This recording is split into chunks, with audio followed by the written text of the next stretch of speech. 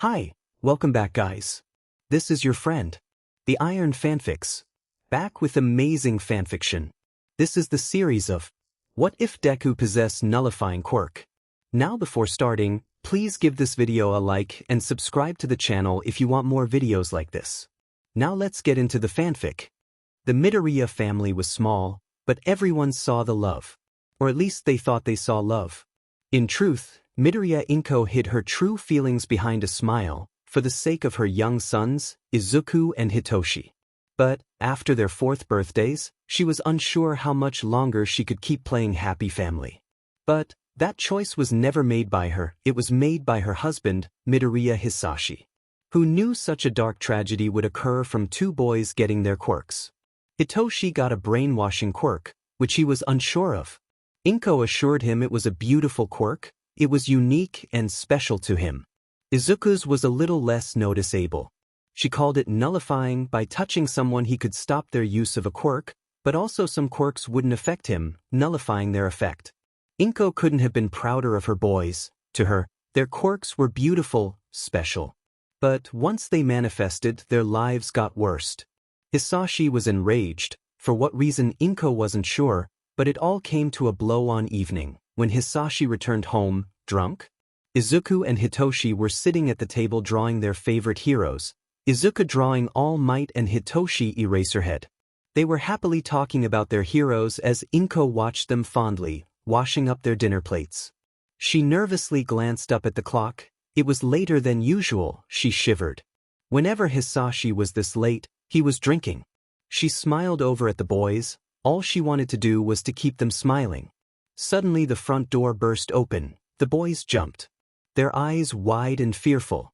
"Upstairs, the both of you now," Inko hissed, rushing her boys out of the room and upstairs, before Hisashi stormed into the room. The smell of alcohol was pungent. Inko had to stop her gagging reflex. His dark eyes glanced at the table to see the unfinished pictures, his lips upturned into a cruel smirk. "Where are the brats?" "Bed," Inko said. "I was cleaning up," she added. Hisashi glared at her. "Useless, all of you." He ended up falling onto the sofa. Inko didn't answer, not wanting to anger him. Last time she did, she had to hide a bruise on her cheek for a week. She tidied up the drawings. She hoped the boys were in bed. This was the side of the family she had tried so hard to hide. "How was your day at work?" she asked nervously. "Usual," Hisashi replied. "We should give the boys up." He then added. Inko turned to him. "Try having some kids with decent quirks. Their quirks are beautiful." Inko defended. Hisashi glared at her, but this time she didn't back down. "They are special, and I would never do such a thing." The next thing she knew, something had hit her, and hard. The world spun around her, and she collapsed to the floor. The pain kept coming, blow after blow, until the world became dark and prickling warmths around her. In their room, Izuku and Hitoshi had curled up under their beds, their hands clutched together. Both of them shaking at the noises downstairs. Izuku was crying, tears streamed down his cheeks. "Mommy," he whispered. Hitoshi held him close. They had to keep quiet, they knew that. Their mother had said so. When their dad was back late, hide until morning, when it will be safe again. They flinched at the sounds of smashing and yells of anger. They moved closer to the wall, hoping their hiding place wouldn't be discovered. They knew they should try and sleep, but the fact the whole flat seemed to be shaking kept them awake, looking at the bottom of the door and wishing it to remain closed. The pro-hero Eraserhead was running towards the scene. A call had come in less than a minute again. Domestic violence was believed, until the location in question had burst into flames. From the report, it was home to family, and 2 children were there as well as their parents. "Eraser!" a voice called. He saw Midnight with the police. He jumped from the roof and approached her. "So," he asked, "the father, Midoriya Hisashi, is rampaging. We need you to eraser his quirk, so I can get in close enough to put him to sleep. The water horses are going to find the boys and their mother." Midnight explained. The water horses smiled grimly at the underground hero. "Let's go then." Eraser and Midnight went through the front, the fire almost unbearable, but it was their job. Hisashi hadn't noticed them. continuing to destroy everything in his sight. Eraserhead activated his quirk. Hisashi's fire breath stopped. Midnight then ran at him. He turned to fight her, but a pink mist was released from her skin and he soon collapsed. Eraserhead moved forward to get him, when he saw something he knew he wouldn't forget in a hurry. The water horses entered the back of the house to find the boys, starting upstairs. One used his water hose quirk to deal with the fire. Whilst the woman looked at the rooms, she guessed the boys were in the shut room. She opened the door. 2 beds sat in the corner of the room. Her eyes scanned the area. "Hello? We're heroes, we're here to help," she called. A quiet whimper drew her attention to the beds. She approached and knelt down. Under the bed were 2 boys, clearly terrified, huddled against each other. "Hey there," she said softly. "It's okay, we're here to get you out." She held out her hand. The boys seemed hesitant, but grasped it. The man joined her, having dealt with the fire. They took a boy each and got out the way they came, as the stairs were too unstable to try their weight on. The boys were quiet. Midnight and Eraserhead looked over at them once they saw the water horses. Eraserhead couldn't bear the sight of the 2 children with what he knew, and had to turn his gaze away. Midnight put a hand on his shoulder. What sort of world was this, for something like this to happen? Rising from the ashes. Chapter 2. The 4-year-old twins sat in the police station, Izuku clutching the crook of Hitoshi's arm and pressing into his side. Although they were surrounded by pro-heroes, Izuku couldn't find it in himself to gush questions like he usually did. All he felt was fear. Fear for his mother's safety, fear of his father. Hitoshi? Will Mama be alright? Izuku stammered, trembling. Hitoshi reached the hand on his free arm and managed to wrap it around his brother, pulling him into a strange-looking hug. "Yeah, Mama will be fine," Hitoshi whispered soothingly, and it worked, despite the fear and uncertainty he felt saying that phrase. He was young, but not too young as to not realize that his mother had been hiding everything behind a little concealer and a large smile. Sometimes, it's not the smile you have to depend on, but the eyes. Inko's light green eyes were kind, but weary. They told whoever was looking that she wasn't actually alright, not like she told everyone. Izuku realized this too, but hoped in vain that she wouldn't hide her pain this time. If she did, it could ruin her. A few minutes later, the door finally opened. Hitoshi, who was in the position facing the door, saw a tall man with black hair and a tan-colored detective coat walk in, side by side and conversing with the underground hero Eraserhead, one of the heroes that rescued the boys. Izuku didn't turn around, instead, burying his face into the curve of Hitoshi's neck. The detective took a seat in front of the boys, and Eraser pulled up a chair, sitting beside him. After a few moments of silence, Eraser finally spoke, his words lightly laced with an emotion Izuku and Hitoshi couldn't place.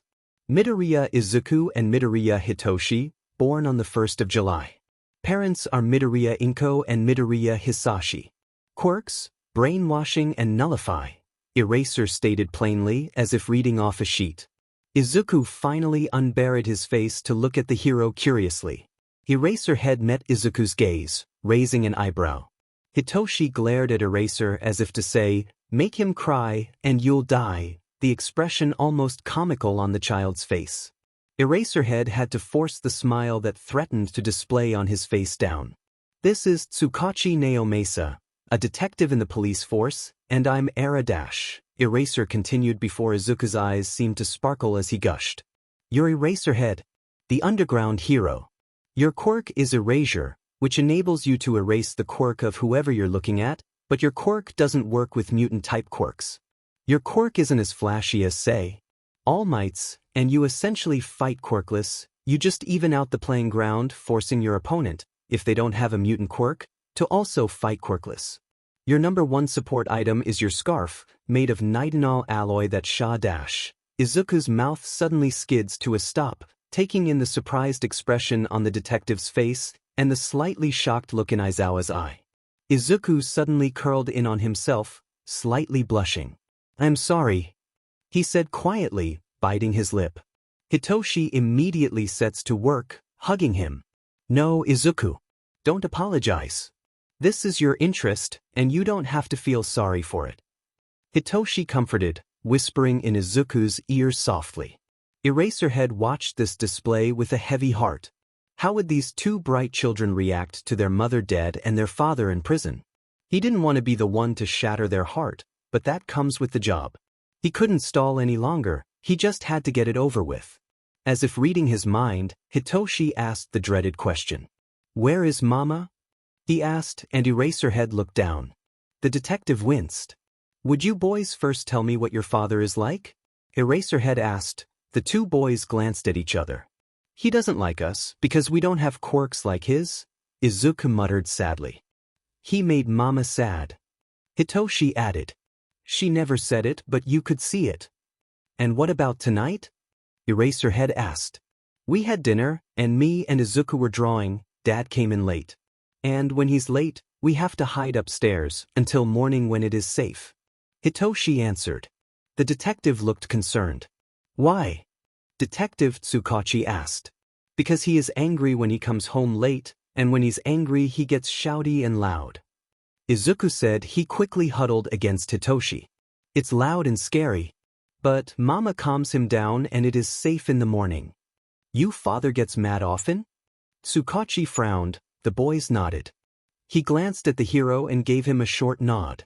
Eraserhead turned to the boys. There was something in his eyes that caused Izuku to cling to Hitoshi tighter. "Tonight your father, drunk and enraged for some reason, attacked and brutally wounded your mother and destroyed the flat," he said. He looked at the boys directly. "Your mother didn't make it and died on the way to the hospital." Eraser finished. This was the part of his job he hated. He shouldn't have to tell two children this. No one should. "This is a joke, right, Tsukachi-san? Eraserhead-san is just joking?" Hitoshi asked, a clear note of desperation in his voice, and as Neo-sama sadly shook his head, Izuku's big green eyes were suddenly dripping tears like a leaky faucet. Hitoshi would have comforted him, were he also not crying. The adults sat motionless, unsure how to comfort the two boys as they cried out for their mother. Eraserhead couldn't get the guilt that settled in his stomach to go as he head home after his shift, after he watched the boys being taken into the system. Maybe, if he had been faster, if they gotten to them faster, they could still be with their mother. As he entered his home, the smell of cooking wafted from the kitchen. "Shoyuta, you're back, how?" His partner, Yamada Hizashi, peered around the kitchen door. Eraser knew he usually looked half asleep. Hizashi reminded him constantly, so he wasn't sure how much worse he looked, but Hizashi looked instantly worried. "What happened? You didn't hear?" Shoyuta replied with a heavy sigh. "Is this about the fire at the flat?" Hizashi asked. "It wasn't just a fire," Shoyuta said. "Father brutally killed his wife and put the lives of his two children in danger just because they didn't have quirks like his."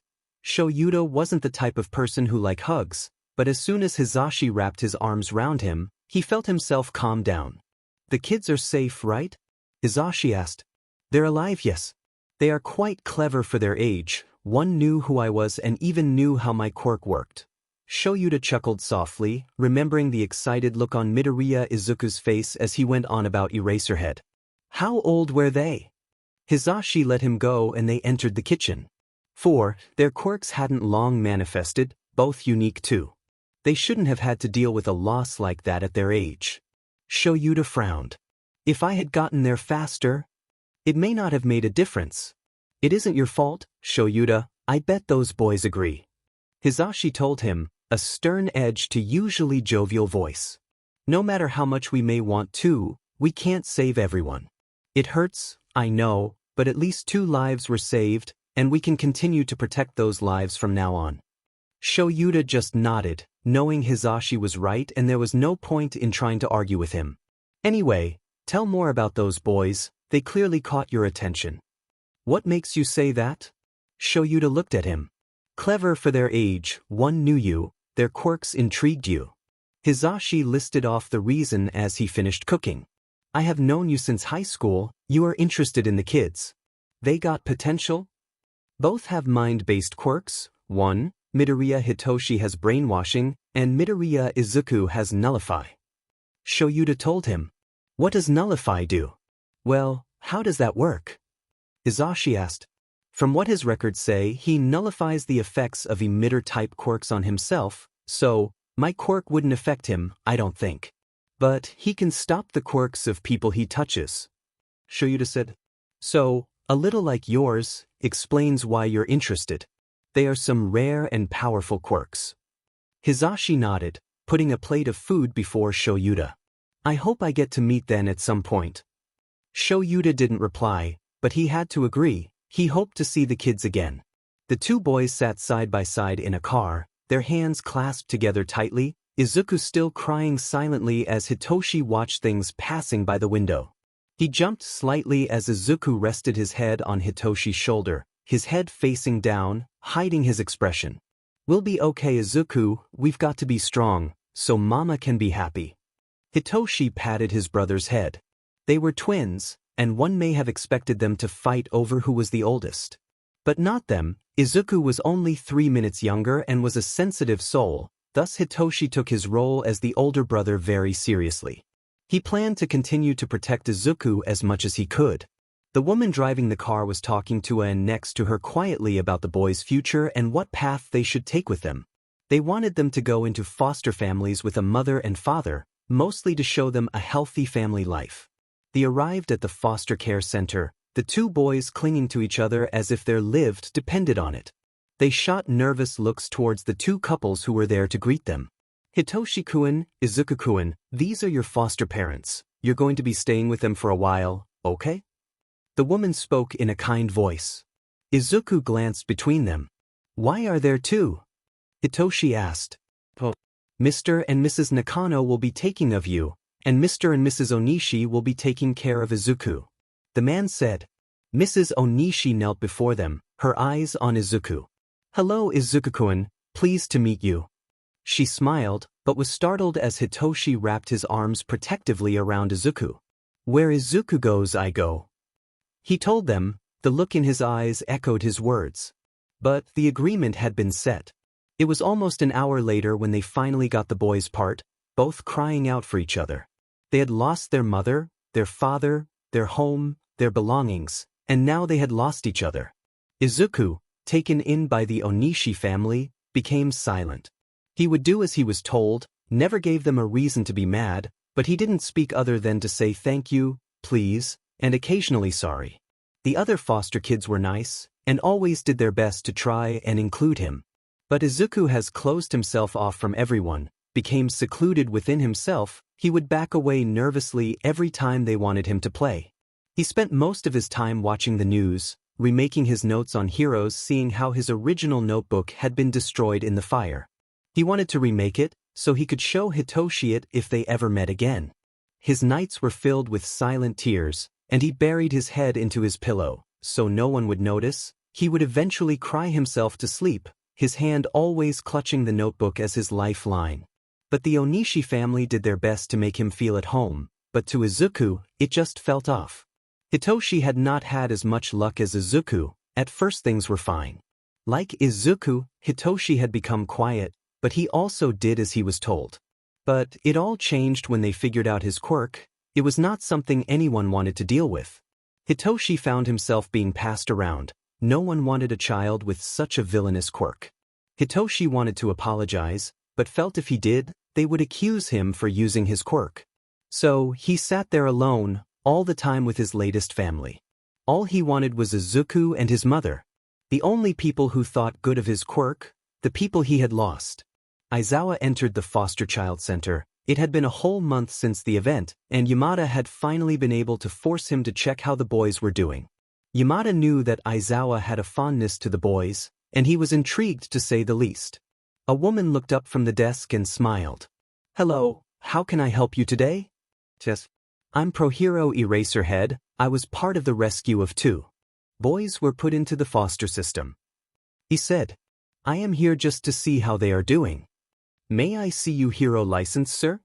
The woman asked. Aizawa pulled it out and showed her. She nodded. And the last name of the children? Midoriya, both of them. Aizawa watched as she typed on the computer. Midoriya Izuku, currently with the Onishi family, his first fosters. And Midoriya Hitoshi, with the Tanaka family, his 25th fosters. She glanced up at Aizawa, who was frowning. Why has Hitoshi been passed through so many foster families? And why aren't they together? Fifth, we don't have many foster families willing to take in two brothers, and we believe that the families had an issue with his quirk. The woman answered. Aizawa was silent for a moment. To him, the house situation was being dealt with in a rather unlogical way, and it was annoying him to no end. How long would it take to adopt the two of them? He finally asked, believing it would be right to deal with it logically and keeping the boys together. I'll get the paperwork right away, sir. She nodded, getting to her feet. Yamada was used to find Aizawa napping when he got home, so he entered the house quiet, but found himself surprised to hear the ruffling of paper. He walking to the kitchen to see Aizawa reading through several papers. Got your class to do essays again, shame on you. Yamada smirked, wrapping his arms around his lover. They spilt them up. Aizawa said, confusing Yamada. Huh? Yamada asked. Aizawa was always one to make sense. It took a moment for it to click into place. You mean the Midoriya twins? Why did they do that? Not many foster families take in two brothers apparently. Aizawa replied. He sighed. I may have got the paperwork to adopt the both of them. Are you serious? Yamada looked down at him in surprise. Hizashi, I know. Aizawa fell silent as Yamada kissed him and sat at the table, taking a pile of paperwork. We should have grabbed the papers when they first went into the system. Yamada smirked. You're not mad? Aizawa asked. He knew he really should have discussed it with him. After all, this was taking on two kids. Only that you didn't tell me about this plan sooner. Yamada replied. There's a toy store nearby with a sale. Hizashi, paperwork and making sure we can actually adopt them before rushing off to buy things. Aizawa told him. Yamada nodded. Their attention was turned to the paperwork before them. 2 weeks later, Hitoshi found himself being driven back to the center. He looked out the window with a bored look.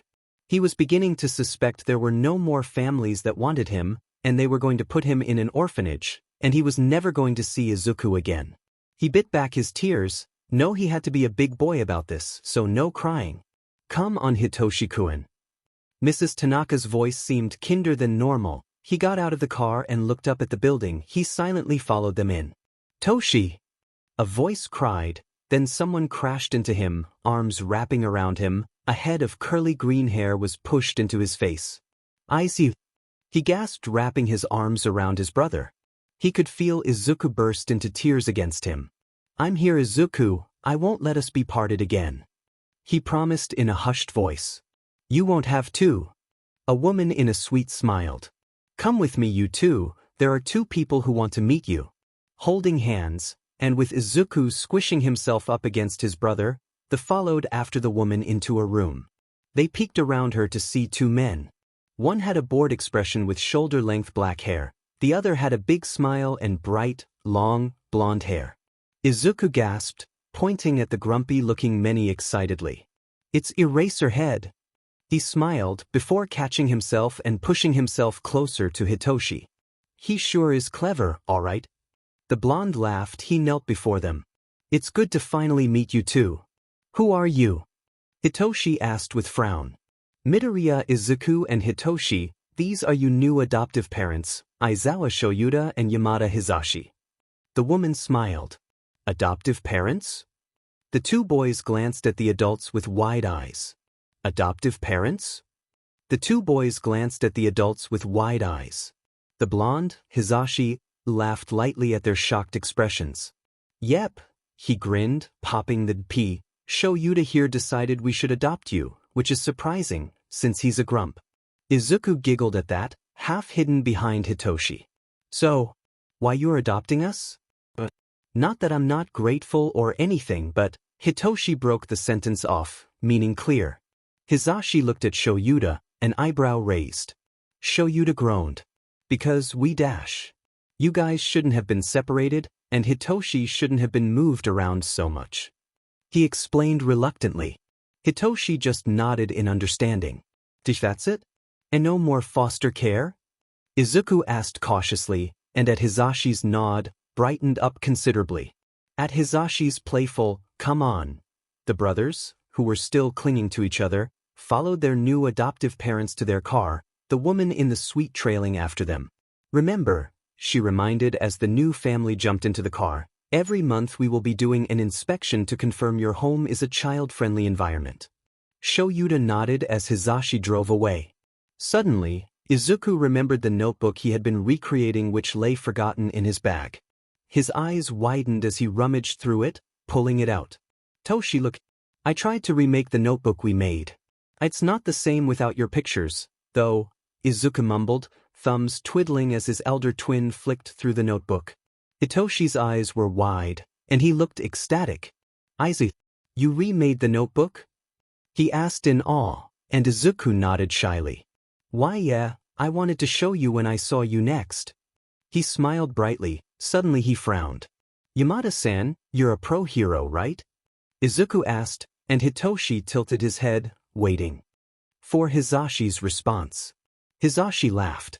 "Yes, I am," he grinned. "Can you guess who?" Izuku looked at the man. He was blonde, with strange green eyes. Seeing as there was no visible quirk effects, Izuku assumed it was an emitter-class quirk, since a transformative quirk didn't feel right. He flicked through the notebook, stopping at the few blonde hero entries inside. Best Jeanist? Nope. Hisashi and Best Jeanist seemed like opposites. But really, if we were talking opposites, it would probably be Eraserhead and All Might, or Eraserhead and Present Mic. Wait a second. Present Mic, right? Izuku guessed, and Hisashi nodded. "Correct, lil listener," he beamed, elbowing Shuta's side. "You're right, they are really smart."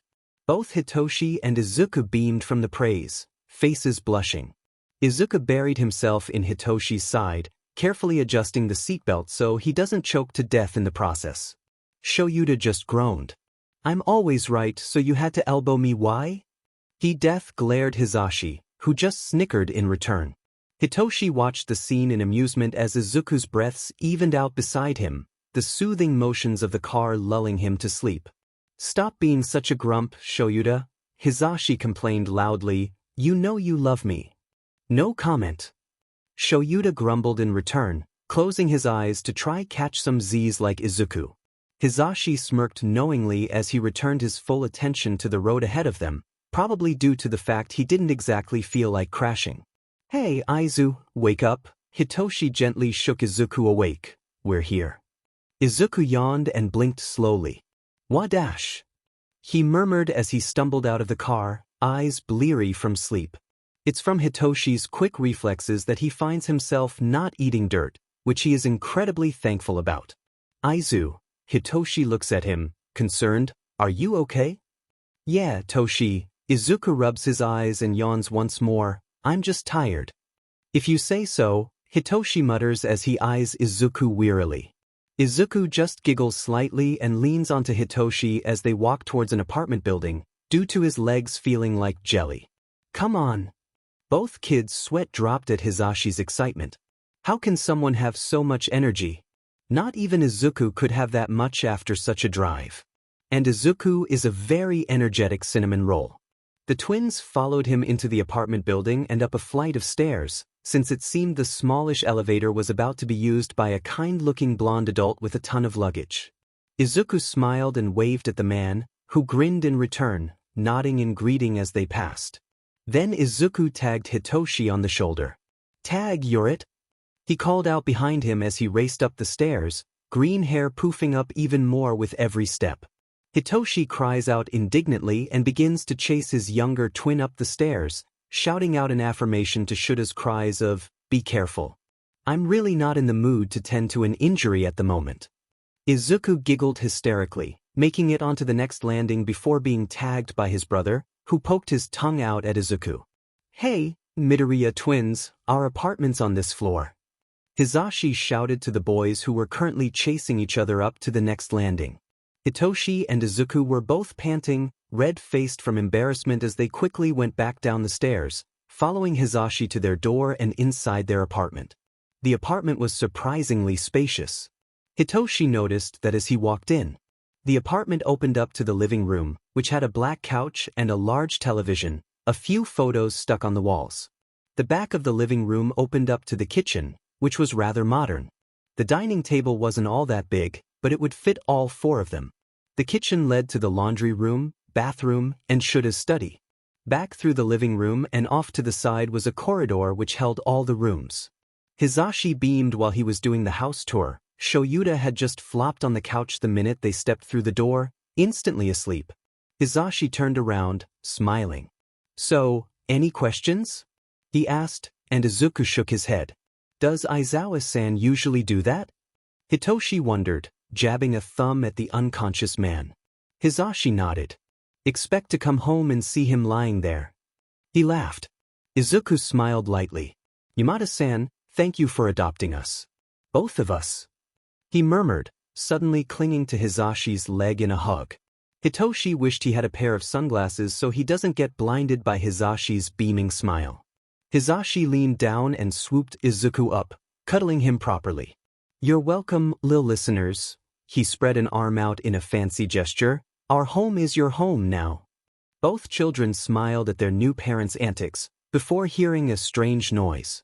Izuku immediately brightened, scrambling to get down and sprinting to the laundry room. As soon as he opened the door, he squealed, Hitoshi not far behind him. In the room were two cats. A female Maine Cien and a male Siamese cat. Izuku was immediately crouching, stroking the Maine Cien while Hitoshi snuggled with the Siamese. Hisashi appeared a few moments later, took one look at the scene, and burst out laughing. "Looks like you found the cats," he smirked. "The Maine Cien is Yoko, and the Siamese is Ichiro." "Yoko is? She's so fluffy." Izuku squealed, and Yoko pressed up against his hand, purring. Then, Shoyuta came up behind Hisashi. "What's going on?" he grumbled, looking for the instant coffee. "They found Yoko and Ichiro." Hisashi explained and Shoyuta nodded. That explained everything. Shoyuta just nodded as he set about making a coffee. Hisashi looked at the delighted children and cats. "Are you guys hungry?" he asked, and Ichiro looked at him. Hisashi laughed. "You're always hungry, Ichiro. I meant Izuku and Hitoshi." Izuku nodded while Hitoshi shrugged. "Shoyuta, it's your turn to cook." "Yamada-sen, see, could we have katsudon?" Izuku asked shyly, and Hisashi nods vigorously. "You heard the listener, Shoyuta, katsudon it is," he shouted, and Shoyuta just groaned. "While Shoyuta makes dinner, let's play a game." Hitoshi smirks, and Hisashi suppresses a shiver. "God, that's one creepy smirk, almost as bad as Shuta's," he winced. "Go fish. Let's play go fish," he insists, and Izuku looks absolutely horrified. "Sure."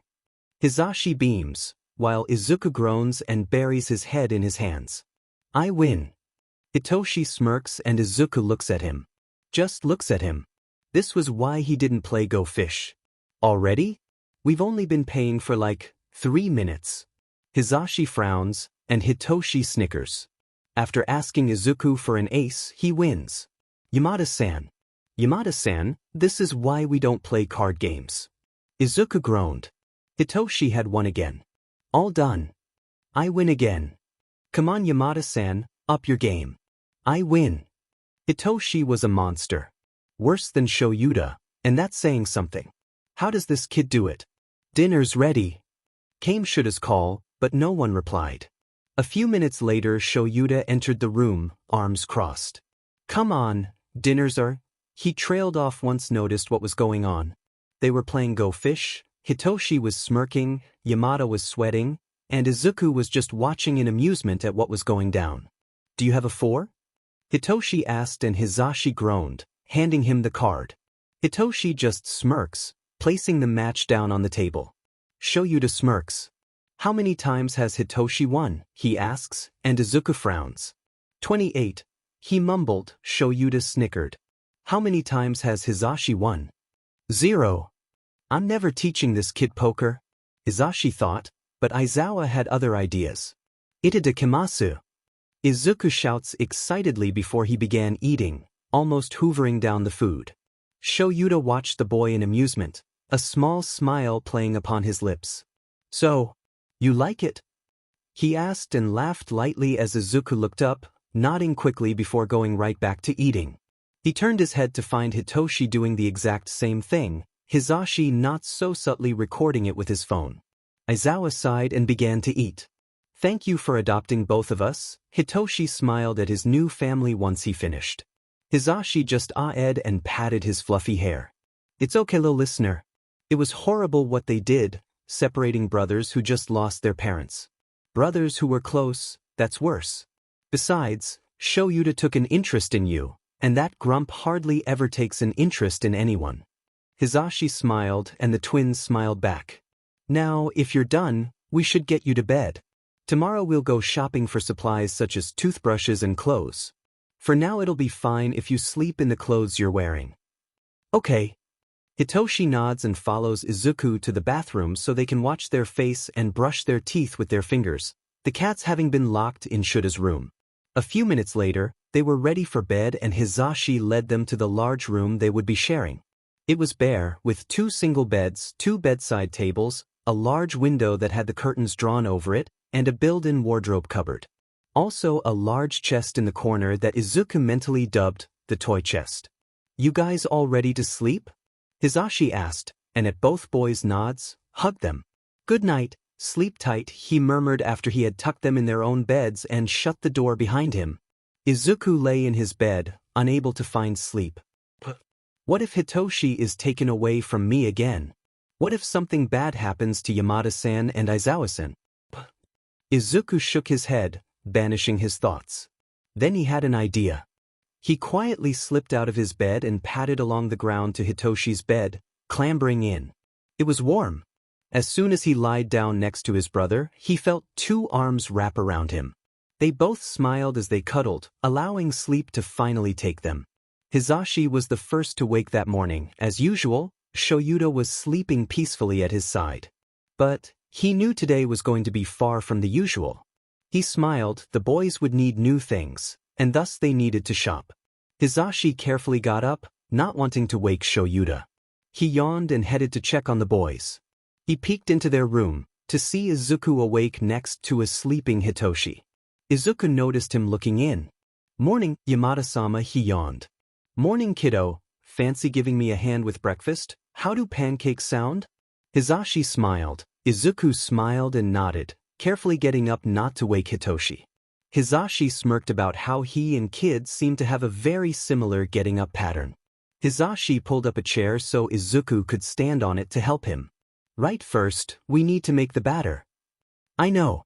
We need flour, milk, sugar, and eggs. Izuku smiled brightly. Hizashi nodded. Spot on, listener, we need a bowl too. Hizashi got out everything they need. Think you can mix for me? I'm strong. Izuku told him proudly. Hizashi grinned. Then the mixing is in your safe hands then. He handed the kid a spoon. Izuku beamed happily. Shoyuta had expected to be woken up by laughing kids, but woke it a seemingly quiet morning. He yawned and sat up. Hizashi was gone, and Shoyuta knew he was probably making breakfast. The smell coming from the kitchen seemed to confirm in. He got up and left his room, in time to see Hitoshi also coming of his and Izuku's room. Sleep well, kid? He asked. Hitoshi nodded. Is Izuku still asleep? Hitoshi shook his head. He understood how the kid felt. It was too early to talk. They both entered the kitchen to Izuku and Hizashi happily making pancakes. Toshi! Izuku smiled brightly. Good morning, Aizawa-sama. Shoyuta nodded in greeting. Demen, that kid was much like Hizashi. How could they be morning people? Shuta's always a grump in the morning. Hizashi smirked. A happy pancake can cheer him up. Happy pancakes cheer me up. Izuku said as Shoyuta and Hitoshi sat down, listening to Izuku and Hizashi discussing happy pancakes. Shoyuta was just dozing off again when a plate was put before him. It had 2 pancakes, the top one had a smiley face on it. Happy pancake.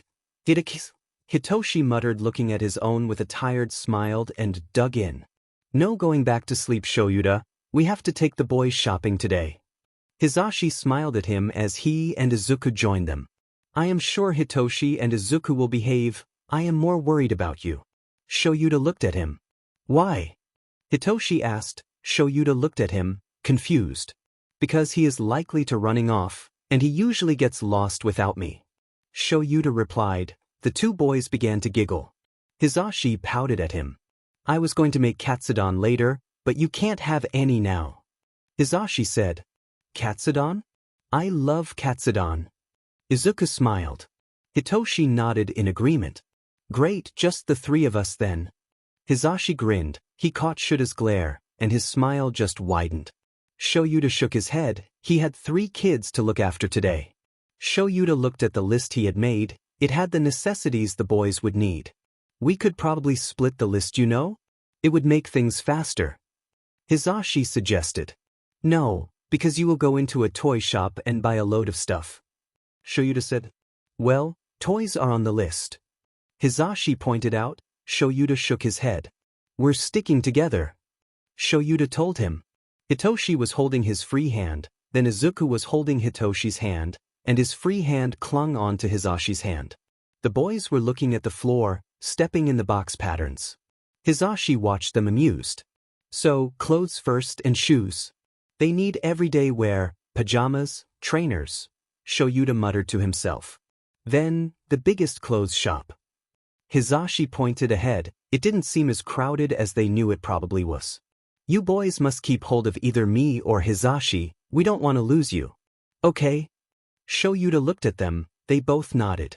They entered the shop. Sure enough, it was bustling with people. The 2 men felt the child hold their hands tighter, not wanting to get lost in the apparent sea of people. They first went to the pajama section as it wasn't as crowded. Wow, they have a lot of stuff, Hizashi muttered, looking from a rack of onesie to nightshirts and trousers, to fluffy pajamas. What do you guys like the look of? We get to pick? Izuku asked. Well, you will be the ones wearing them. Shoyuta nodded. Hitoshi giggled as Izuku immediately looked at the All Might onesie. Hizashi noticed and looked for one that would be Izuku's size. Izuku prefers onesies. Hitoshi said. Izuku blushed slightly. They are fluffy and warm. Izuku muttered. And come in many types. Hey Shota, think I could find you a cat one? Hizashi smirked. Don't you dare think about it. Shoyuta glared at him. Too late. Hizashi grinned. Do you think I could get him a cat onesie? He looked at the boys. I think the cat ones have ears on the hood and a tail, Izuku said. Okay, we need to get you one, Shoyuta. I don't care what you say. Hizashi grinned. He found a cat one that was Izuku's size. You and Izuku can match, but I think it will suit Izuku better.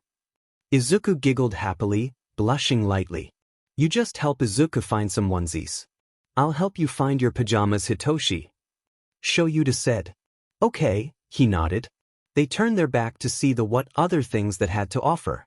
After pajamas they moved on to t-shirts. Izuku and Hitoshi looked at tops with heroes printed on them. Is there an All Might one? Izuku asked as Shoyuta looked through them. You are a huge fan of All Might, I'm guessing. Hizashi smiled.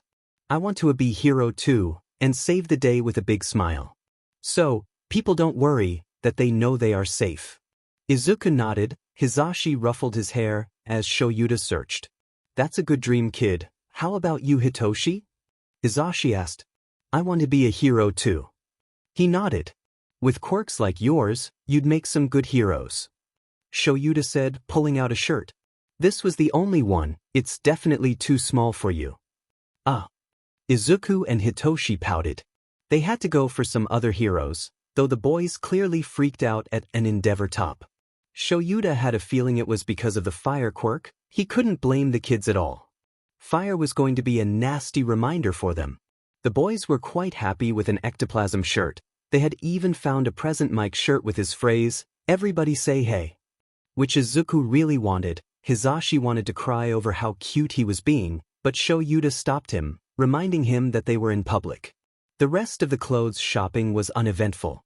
But they left with Shoyuta and Hizashi carrying a few bags with one hand, still holding onto the boys. Next up was getting things for their room, which meant toys, and Hizashi decided they should get the boys some hero posters to brighten up the walls. Hizashi, at least show some restraint in here. Shoyuta gave him a lot. I can't promise anything. Hizashi replied, causing the boys to laugh. No matter how hard he tried, Shoyuta couldn't restrain Hizashi for long, and they were leaving the shop with a few more bags. We're going to have to drop all this off at home, and it will probably be easier to have lunch there. Shoyuta said. I think we've got everything important anyway. Hizashi said. We can grab things like toothbrushes from the shop near ours. True. Let's go home then. Shoyuta nodded. He didn't notice that the boys were looking at him with a sort of lost longing look when he said home. When they got home, they got the elevator up to their flat. Hizashi got started on lunch, as Shoyuta helped the boys put their new things away. Shoyuta pulled a box from the toy bag and frowned. Hizashi, why did you buy a game of Twister? Told. Because I think the boys and I can force you to play it. Hizashi replied, laughing. Can we play it later? Hitoshi looked at it excitedly. Shoyuta sighed. He wasn't going to get out of this easily. So, after lunch, Hizashi set out the game. Izuku quickly claimed the spinner and sat to the side to watch the game. Hizashi and Hitoshi were trying to get Shoyuta in the game. It wasn't until Izuku gave him a sad, almost puppy dog look, that he caved in and agreed to play. Right hand, blue. Izuku called. He continued to call out the positions. Hitoshi soon fell and was out, so he helped Izuku spin the spinner. They were giggling at Shoyuta and Hizashi as they were both determined to win. However, it was Shoyuta who won. As an underground hero, he needed to be more flexible. He grinned in triumph as Hizashi collapsed below him. Shoyuta let himself collapse on top of Hizashi. You obviously cheated. I demand a rematch. Hizashi told him. You're just a sore loser. Shoyuta smirked. The boys laughed and ended up sitting on two of Shoyuta and Hizashi, causing them to grunt as they literally dived onto them. But their laughter caused them to smile. I won fair and square, right boys? Shoyuta asked them. Yep. Izuku nodded. I dub Izawa-sama the winner. Hizashi groaned at his lose. I shall win next time. He declared. You should play next, Izu. You are good at balance games. Hitoshi looked at his twin. Izuku giggled and nodded. Hizashi and Shoyuta had learnt a lesson from Hitoshi, but just how good is Izuku at balance games? They soon answered their silent question, Hitoshi gleefully calling out positions to them. Izuku was just so nimble. Hizashi was the first to go. Izuku laughed as the hero lay gasping for breath, before he forced himself up and sat next to Hitoshi to cheer on Izuku. You're meant to be on my side. Shoyuta glared at him. He didn't know how much longer he could play. His arms were beginning to burn. Yeah, but you're a hero. Izuku is a cute little boy, and thus I am rooting for my son. Hizashi grinned. The game continued.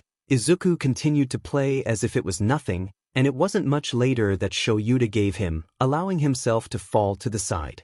His arms hurt. He could hear Izuku giggled, and the boy's face appeared above him with a bright smile. You okay, Izawa-sama? He asked. Shoyuta nodded. He could help but smile proudly. Not only were the boys naturally clever, they clearly had some talents. Izuku slowly climbed out of Hitoshi's bed, making sure not to wake his tired brother up. He slowly padded down the hallway and collapsed on the living room couch. Luckily, Shoyuta wasn't there. He opened his notebook which he had brought with him, switching on the television to the Hero channel. That's how Hizashi found him. Hero notebook open, scribbling notes on Endeavor. Hey Izu. Excited? He smiled, sitting next to the greenette. Izuku looked up for a split second, nodding, before immediately going back to scribbling notes on the Flame Hero's fighting style.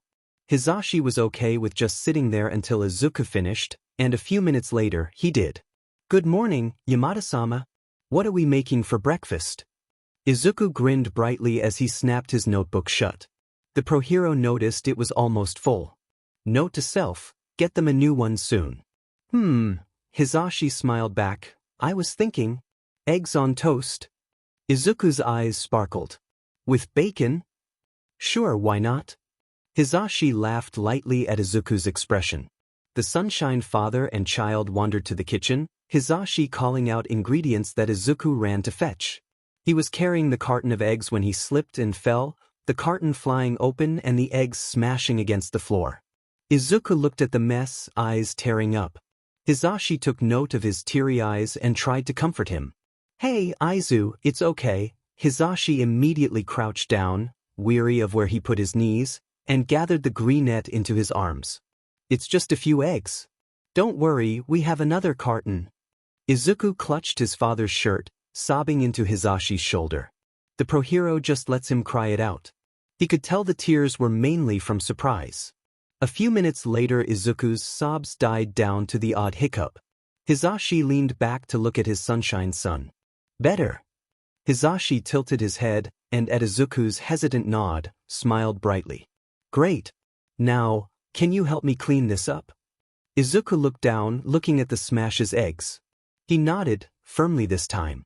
About half an hour later, the floor was now spotless, and Hitoshi woke up to the amazing smell of coffee and bacon.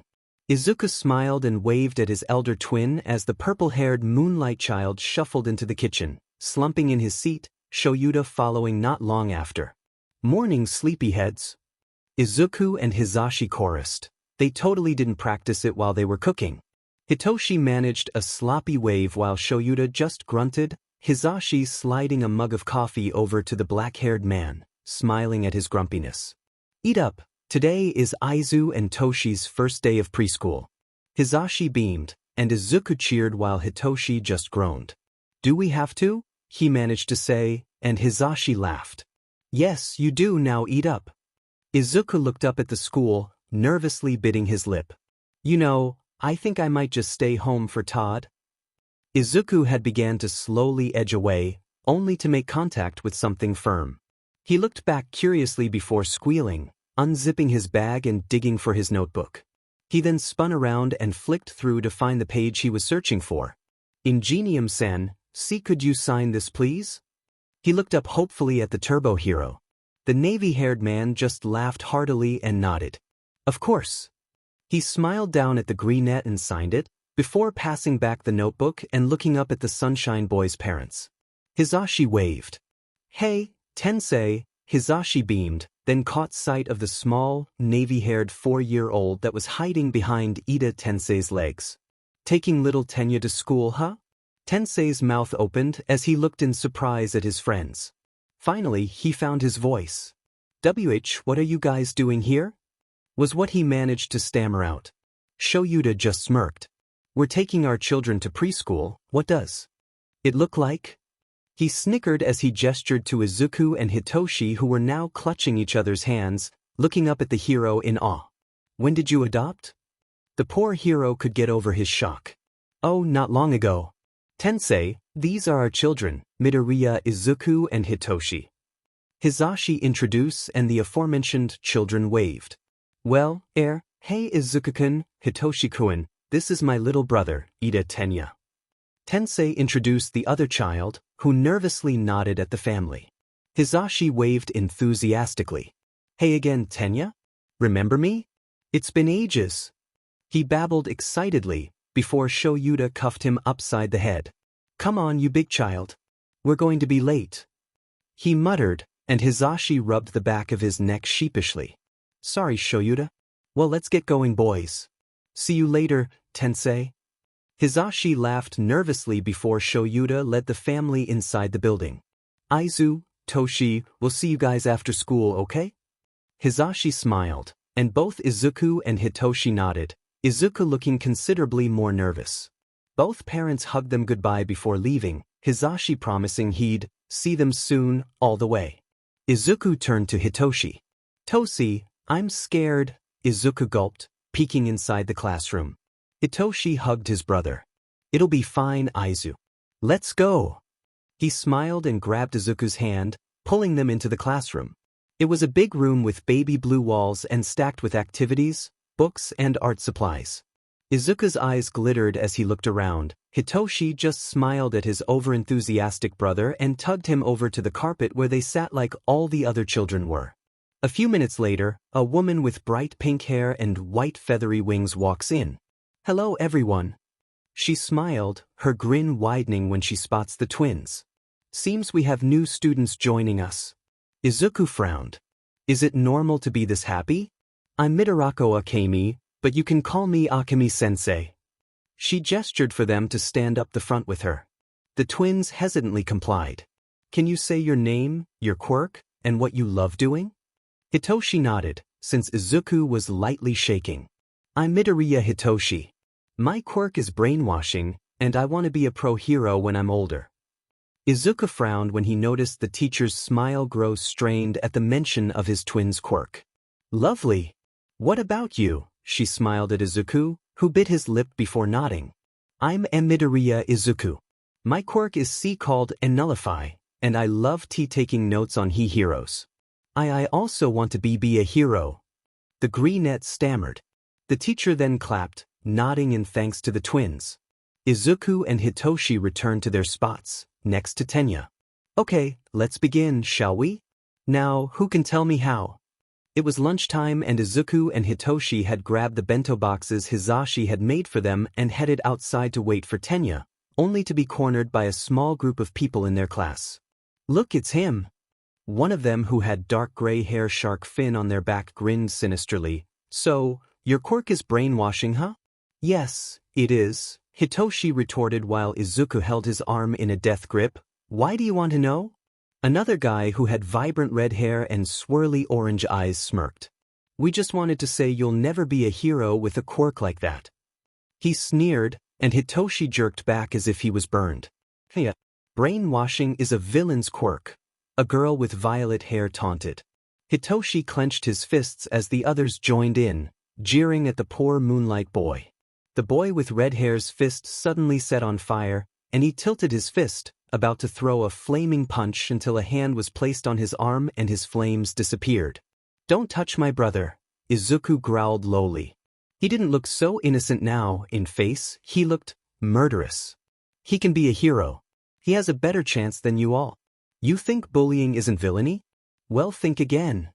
The others were slowly creeping away, but the red-haired boy just turned on Izuku. Humph, come on, you're his brother, so you should know. How is brainwashing not perfect for villainy? The kid spat. Izuku just tilted his head slightly, effectively making himself look more threatening. He could force villains to give themselves in. He could get truthful answers in an interrogation. He could resolve a hostage situation with no conflict. Shall I go on? The red-haired bully began to notice just how dangerous Izuku looked with the upper parts of his face in the shadows and a creepy grin on his face. He went from the scaredy cat to the top dog in a few seconds. But the bully tried to come up with a response, but there was none. Now go, before I do something we'll both regret, Izuku growled, before a girl with horns, black eyes with yellow pupils, pink skin, pink hair. Let's just say a very pink girl came up beside him. Yeah, leave him alone, Tanaka-kun. She put her hands on her hips and glared threateningly at the red-haired kid. Tanaka, I guess? Izuku wondered before the pink girl dragged him out of his thoughts. Hello, I'm Ishido Mina. I'm sorry about him. She sheepishly rubbed the back of her neck. Hitoshi looked at her suspiciously. Who was he? Izuku asked, and Mina frowned. That was Tanaka Kodai, the resident bully. He thinks just cause he has a fire quirk, he's the best. Mina explained, then grinned as another student came over. Oh my god, the black-haired kid looked at Izuku with shiny eyes. That was so manly, dude. Izuku blushed and chuckled shyly. Thank you. I'm Midoriya Izuku, by the way. What's your name? Izuku grinned, at the other guy smiled back just as brightly. I'm Kirishima Aizuru. Wow, I didn't think anyone else could be as bright as Aizu. I was wrong. Hitoshi watched the interaction with thinly veiled amusement. Izuku pulled his hero notebook out of nowhere and flipped to an empty page, turning to Mina. Ashisama, what's your quirk? Is it why your skin is pink? What about the horns, did they grow? Were you born with them? Hitoshi decided to stop Izuku's rambling before he scared the other students off, so he put a hand on his arm. Izuku immediately cut off and rubbed the back of his neck, looking sheepish. Mina just decided to take the nickname in stride and smiled brightly at the sheepish greenette. It's fine. My quirk is called acid. Yes, it is why my skin is pink dash, and it allows me to secrete a corrosive liquid from my skin. I can control its levels of solubility and viscosity. Although I don't really know what that means. The doctor just said that. Izuku, after scribbling that down, turned to Izuku, an unspoken question in the air.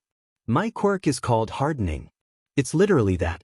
I can harden my skin, although it doesn't last for all that long.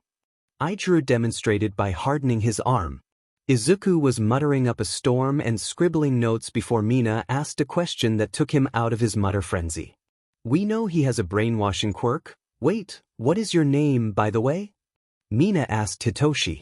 Midoriya Hitoshi, nice to meet you. Hitoshi half smiled. We know Midoriya-kun has a brainwashing quirk, but what's yours? Mina finished. Oh, Izuku grinned. I call my quirk nullifying. I can nullify the quirk of whoever I'm touching. I can stop the effect of emitter and transformation quirks, and emitter quirks have no effect on me unless it can create something physical. Just the Tenya returned. I am back, he announced, stating the obvious. Izuku grinned at him. Welcome back, Izuku-kun. Let's eat lunch before we're out of time. He urged and herded the group to a nearby table where they sat, and those who hadn't eaten ate as they all chatted about random things. Hey guys. Hisashi scooped his sons into a hug as soon as he spotted them wading into the courtyard. How was your day? The blonde noticed the two children staring at him in awe. Probably because he was wearing his hero costume, having just got off from a shift. It was good we made friends. Izuku beamed, while Hitoshi nodded. Shoyuta finally caught up, walking over and cuffing Hisashi underside the head. Hisashi, slow down next time. He deadpanned, and Hisashi just winced. Mina and Izuku just stared at the scruffy, black-haired man that hit present mic. Then Izuku perked up, turning around. Ashi-sama, Kiri-sama, this is Aizawa-sama, and that's Yamada-sama. Izuku beamed, introducing his parents. Hisashi waved enthusiastically while Shoyuta inclined his head in greeting. I'm Ishido Mina, and that's Kirishima Izuku. Nice to meet you. Mina giggled. Shoyuta nodded. Nice to meet you also. Anyway, come on, Hisashi needs to change. Shoyuta said curtly before turning on his heel, the rest of the family not far behind. Mina turned to Izuku. He never told us his father was present, Mike. She hissed, and Izuku nodded along, watching the pro-hero and his family walk away, Izuku laughing loudly about some joke Hitoshi told him. The pro-hero, Midnight, left Yui High School one Friday evening, glad the weekend was finally upon her. She felt like going out for a drink, but drinking alone was never fun. She pulled out her phone to look for a drinking partner for the night, wondering who she could force out at such short notice. She stopped. Hisashi was usually up for a night out, and if they got their words right, they could probably force Shoyuta out too. She put her phone away, knowing the men didn't live too far. There was less chance of them bailing on her if she showed up at their door. You guys brushed your teeth? Hisashi asked as he did the washing up. Hitoshi was sitting next to Shoyuta watching the news, whilst Izuku sat writing in the notebook, working on a new hero. The two boys nodded. Then, bedtime in 5 minutes, okay? Shoyuta looked at them. He nodded in acknowledgement again. Shoyuta began to wonder if all children were this well behaved, but considering some of the teens in his classes, the answer would be no. Aizawa-sama, could you read to us before we go to sleep? Izuku asked, turning around to look up at him. Shoyuta looked back in reply. That was a pretty normal activity for a family. Why was he feeling so flustered about it? Sure, you should go and pick out a book for me to read then. Shoyuta nodded. The boy was just getting up as the door went. I'll get it. Hisashi called. Shoyuta lay his head back on the sofa for a moment. Izuku and Hitoshi were just heading to bed, when a shout startled them. Midnight knocked of Shoyuta and Hisashi's door, and wasn't much surprised to see Hisashi open the door. Oh, Kiyama, what are you doing here? He asked, a little confused. It's a weekend, so want to come out dream? Her voices trailed off when she saw two little boys in pajamas. Ah, did you guys get mini duplicates or something? She gasped, rushing forward and immediately pulled the boys into a hug. Kiyama, Hisashi began, but she wasn't paying attention. You're both so cute. Kiyama gushed. You remind me both of Shoyuta and Hisashi so much. Kiyama, you're scaring them. Shoyuta said. She glanced over at him. He was looking at her with a somewhat annoyed expression.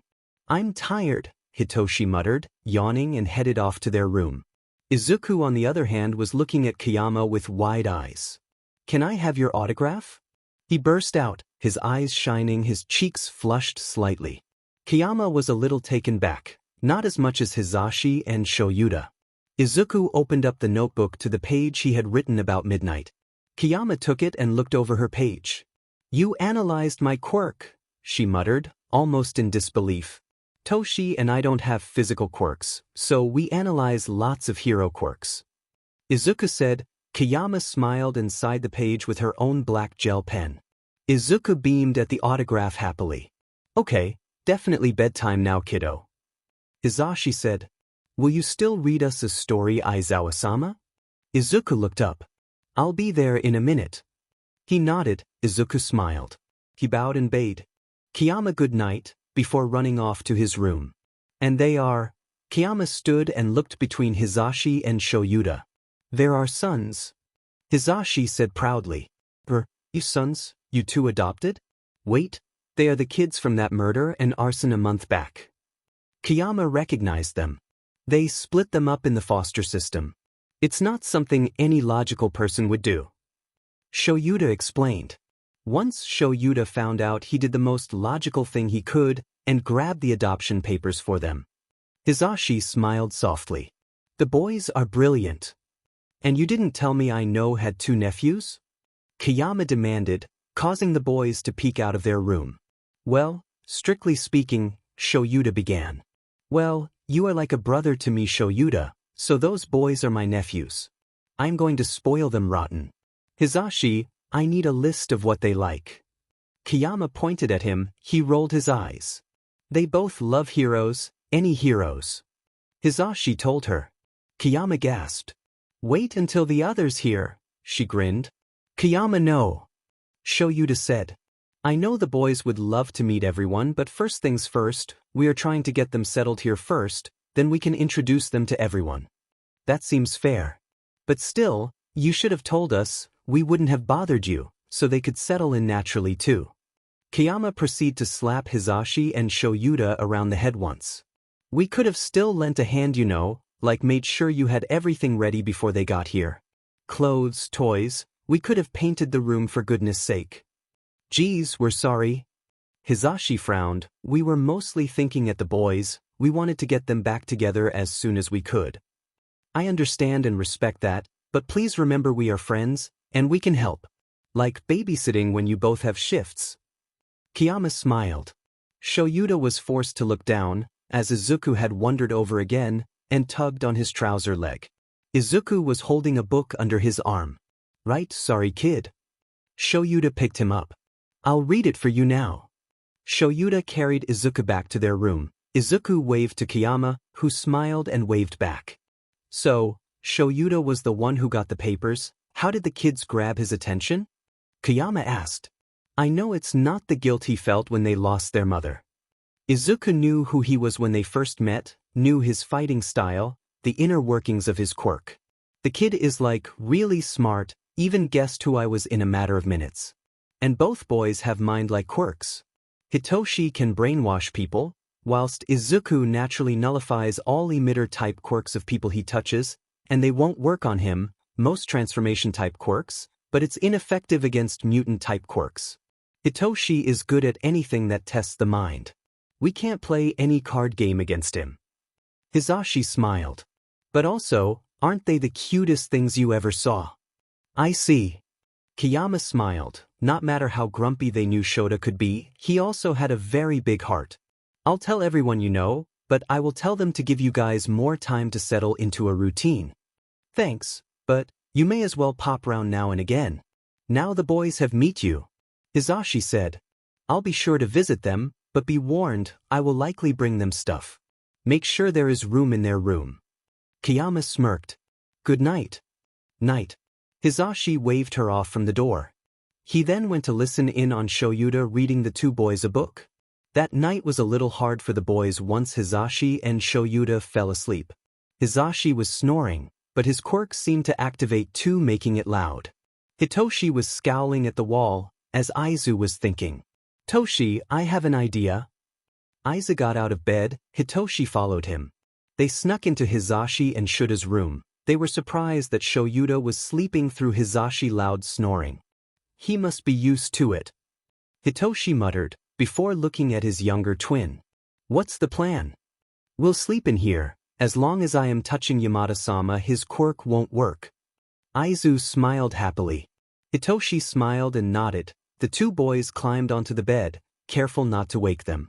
Hitoshi ended falling asleep next to Shoyuta, as Izuku cuddled close to Hisashi, nullifying the effect of his quirk. The house fell silent once more. As they slept, the two cats had decided they wanted in on the action and curled up at the end of the bed. Shout was surprised to wake up to find Hitoshi cuddling into him, sleeping peaceful. He looked over at Hisashi, who had Izuku lying on his chest. Hisashi had wrapped an arm round him, the both of them asleep. Hitoshi yawned and waked. His eyes looked around a little dazed as if trying to think of where he was. Then he noticed Shoyuta looking down at him with a confused look. Yamada-sama was snoring with his quirk. Izuku decided to nullify it. Hitoshi muttered the answer, Shoyuta nodding in understanding. But before he could really say anything to Hitoshi, the boy had curled up again, his eyes closed. Shoyuta found himself smiling lightly, remembering what Hisashi mentioned last night. Their sons. Hisashi was baking with Izuku, making a strawberry cake.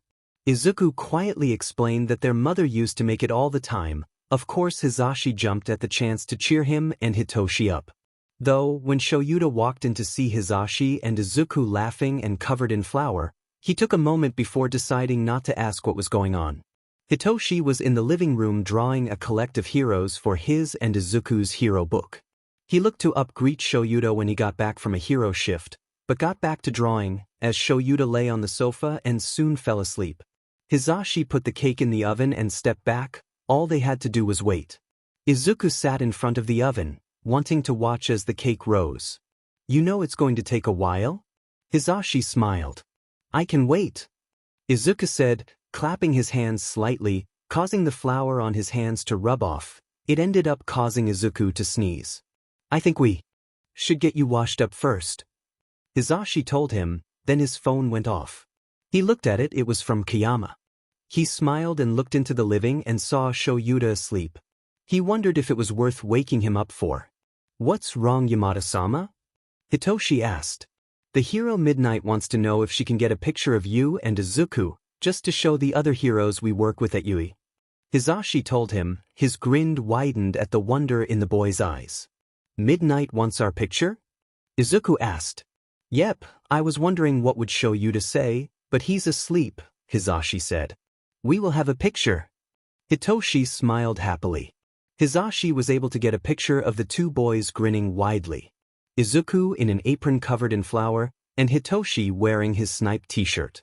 Hisashi knew Snipe was going to love that. He sent it to Kiyama, with a message explained he and Izuku had just made cake. What did she say? Izuku asked. She hasn't replied yet. Oh wait. Hisashi smiled at Kiyama's reply. She said you two are really cute, and she's coming by later for cake. The two boys cheered, which caused Shoyuta to wake. What's going on? He asked, glaring at Hisashi questioningly. Midnight-sama is coming for cake. Izuku giggled happily. Yeah, but you should wash up first, Hisashi told him. Izuku nodded and rushed to the bathroom. I'm going to draw her a picture, Hitoshi announced, sitting back in the spot he had been before and began working on something. Shoyuta looked confused. Kiyama wanted a photo of the boys, so I sent her one, Hisashi explained. Told her Izuku and I were making cake too. Ugh. Shoyuta lay back down. He was going to have to deal with Kiyama that evening. He was going to need more sleep. Kiyama was pleased with herself as she walked into Yui Monday morning, looking at the photo she had received from Hisashi over the weekend. The two boys grinning widely at the camera, and the cake Izuku had helped make had been really nice. She took a seat at her desk, and she had clearly been grinning at the while as he coworkers hadn't failed to bring it up. You seem happy this morning, Kiyama. Something good happen? Ectoplasm asked. Got to meet my new nephews this weekend. Kiyama grinned in reply. Really? You never said you're expecting to become a new aunt again. Snipe looked over at her, Kiyama usually got so excited over having new nieces or nephews the rest of the staff knew not long after she was told herself. No, these boys belong to Hisashi and Shoyuta. She told them. The staff room fell silent. Everyone was looking her way. The principal, who had dropped by, smiled his usual smile, even though he had been well aware of the twins. Eraserhead and Mike have kids, Snipe muttered as if trying to comprehend that information. Then the staff room simply exploded. The rest of the staff demanding to know how it had come to pass. Kiyama just laughed at them all. They are the Midoriya twins, Hitoshi and Izuku. Kiyama told them. Midoriya twins. Wait, you mean they are the kids of that man who murdered his wife? Power Loader asked. The staff fell silent again. Kiyama nodded. Of course, Shoyuta and I were part of that rescue. Eraser was then the one who told them about their mother. They were taken by the foster system. But apparently they split the boys up, and Hitoshi had a hard time finding a decent foster family because of his quirk. Kiyama quickly explained. So, they adopted them. I have a picture of them. She quickly showed them the picture. Snipe was clearly pleased with Hitoshi top, claiming the kid had a good sense in heroes. I bet we could find some cute onesies for them, a female, third-year teacher muttered. Izuku already has an All Might one and a cat one. From what Hisashi has told me. Kiyama grinned. But they told me to tell you, they are huge fans of heroes. So, anything hero-related should be fine. Little Izuku already asked for my autograph. She smiled happily. Are they bringing they by soon? Ectoplasm asked. They are trying to get them settled first before introducing them to you. Kiyama explained. The rest of the staff began to mutter amongst themselves, deciding upon the best things to get the boys. Kiyama listened to them with a smile. She couldn't wait to see the look on Hisashi and Shuta's faces when they see some of the things they were discussing. She knew she would have to get photos. What are these? Shoyuta asked, looking at the box of pictures Kiyama was holding at the door. Gifts for Hitoshi and Izuku, what do you think? Kiyama smirked, walking past him. Hey boys! She called. Midnight-sama. Izuku and Hitoshi cried. Kiyama grinned widely as they ran over to her. Call me Aunt Kiyama, okay? She smiled at the boys. Izuku frowned, looking at little concerned. Is that okay? Yes. Of course, I was the one told you to, right? Kiyama grinned. Okay, Aunt Kiyama. Hitoshi nodded. He looked at box. What's in there? Yes. Remember when I asked Hisashi for that picture of you? She looked between them as they nodded. Well, I showed my hero coworkers, and I think they got a little jealous that you got my autograph. So they got you these. She held up the top one, which happened to be a picture of Power Loader during a rescue. It was signed in the corner. The boys gasped. Izuku began jumping from foot to foot. Autographs. He gasped excitedly. Yep, one from every teacher at Yui. Kiyama nodded proudly. Hisashi, who had been cooking, looked at the boys as they looked at all the autographs they had seemingly got. I am sure there are not that many teachers at Yui. Shoyuta raised a brow at her. Okay, I may have called a few friends, Kiyama said.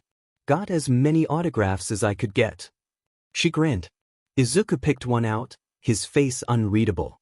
They helped us, Izuku muttered. The heroes looked at him. Hitoshi looked at the autograph. The water horses. Hitoshi said. They are really happy to know you guys are okay. Kiyama smiled at them. Izuku smiled weakly. They are cool heroes. Izuku muttered quiet, then an idea came to mind. The adults looked at him, the idea lighting up his eyes. He quickly turned to Shoyuta. Izuku-sama, can we stick these on the wall? Yes. They would go nicely with the posters you've gotten up. Hisashi nodded. I'll help you put them up later. Thank you, Yamada-sama. Izuku and Hitoshi smiled. Kiyama smiled, proud that she had been able to make the boys smile like that. Thank you. Shoyuta muttered quietly. Like I said, they are my nephews now, Shoyuta. I plan on keeping their smiles on their faces. Kiyama told him. Oh, the staff want you to know that you need to bring the boys as soon as possible. They will have a few things for them. Shoyuta immediately groaned. Hisashi just chuckled. The boys were too caught up with the autograph box to notice it. We really get to go? Izuku asked, excited over dinner one evening. Shoyuta and Hisashi finally decided it was time to introduce the boys to their coworkers and pro-heroes. To be honest, they were just happy to see how the boys' eyes lit up. Shoyuta would never admit to anyone out loud, but they were just too adorable. Though, Hisashi kind of read his expression, but he couldn't speak as he felt the very same way. Yeah, it will get them off our backs. Shoyuta nodded. And you guys want to meet them all? I am sure they will enjoy seeing your notebook too. We could get them to sign their hero pages, Izuku muttered. Hitoshi giggled. We have their autographs. Not like that, more like proof that they have seen the notes and they are right. Izuku told him. I am sure your notes are all right. Hisashi looked at him. I will feel better if they look at them, oh. I have so many questions for everyone. Izuku gasped. Hisashi and Shoyuta both smirked. The other heroes could deal with the endless questions the boys muttered whilst watching the news. It's so big, Hitoshi muttered, holding Shuta's hand as they approached you. It is the best hero school, Izuku told him, but he looked just as amazed at the size. You brought them? There was a squeal. The boys found themselves being brought into Kiyama's bone-crushing hug. Great, come on boys, I'll show you around. Aunt Kiyama. Izuku giggled, but they happily followed her. Shoyuta and Hisashi hurried to keep up. We have visitors, Kiyama proudly announced when she entered the staff room. The teachers that were already there looked up. Izuku and Hitoshi were holding hands, their eyes shining as they looked at the pro-heroes. Midnight, can you not go running off with them next time? Hisashi asked with a sigh. Shoyuta put a hand on the boy's shoulders. Are you two okay? He asked, noticing how tense they seemed. They're not that scary, he added, causing the boys to giggle quietly. They ended up following Hisashi and Shoyuta to their desk, but kept looking over at the other heroes, who smiled and waved at them. Izuku was blushing deeply, and ended up hiding his face in Shuta's side, who ran his hand through the kid's hair almost absent-mindedly. Who thought Eraser could be soft? A voice chuckled. Shoyuta looked up at Vlad King. Izuku also peeked up at Hiro. Still in a mood that my class is beating yours? Shoyuta asked. Not for long. Hey kid, Vlad King began. Vlad King. Izuku spoke up, eyes sparkling. Everyone listened as Izuku went on to describe his fighting style and quirk with wide eyes. Shoyuta and Hisashi sporting a smug smirk. Hitoshi was nodding along with what his twin said. When Izuku was done, Vlad King was left speechless looking at the kid in surprise. Izuku immediately went quiet, before mumbling apologizes under his breath, fearing he had upset the hero. You did good, Izuku, well done. Shoyuta praised him. Izuku perked up at that and smiled proudly. How the hell do you know all that, kid? Is that your quirk? Vlad asked. His quirk is Nullify. You'll find our boys are just that clever. Hisashi smiled. We made a book on it. Hitoshi held it up proudly. May I have a look? The boys looked to see Principal Nizu. They both nodded and Hitoshi handed it over. Nizu looked through each hero they had put in with the same smile. It's well done, your analysis skills are to be commended. It's rare to see two such brilliant minds at your age. He handed the book back. The boys flushed red at the praise from the pro-hero. Told you they were smart. Hisashi said proudly. And I was the one who told you. Shoyuta looked at him, before looking at Hitoshi and Izuku. Didn't you two have some questions for everyone? Oh yes. Toshi, the notebook. Izuku said. Hisashi and Shoyuta watched in amusement as Izuku and Hitoshi began to question the teachers one by one on their quirks and fighting style. No pro-hero was safe from the inquisitive minds. Shoyuta had left the boys in the hand of the staff without lessons, giving the boys a warning to behave before going to have to deal with brats without the manners they had. Halfway through the lesson, he was wishing he had brought the boys. Maybe they could have taught them a thing or two, though Shoyuta was 99% sure Izuku would have told them to shut up because he wanted to listen to what he had to say. But he wasn't expecting to walk back into the staff room to see Hitoshi completely trashing the pro-heroes around him. Are you playing poker? Shoyuta asked. He was kind of pleased the kid was putting the card game he had taught him to good use. I tried to warn them.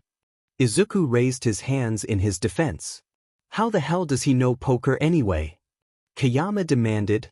Izuku immediately pointed to Shoyuta. Hey, the kid is naturally good at card games. First night he beat Hisashi 28 games to 0 at Go Fish. Shoyuta said. You're joking, the staff groaned. How much did you guys lose? Shoyuta asked. They are playing for snacks. Izuku muttered. Then listed off what heroes owed what to Hitoshi. Was rather smug about the whole thing.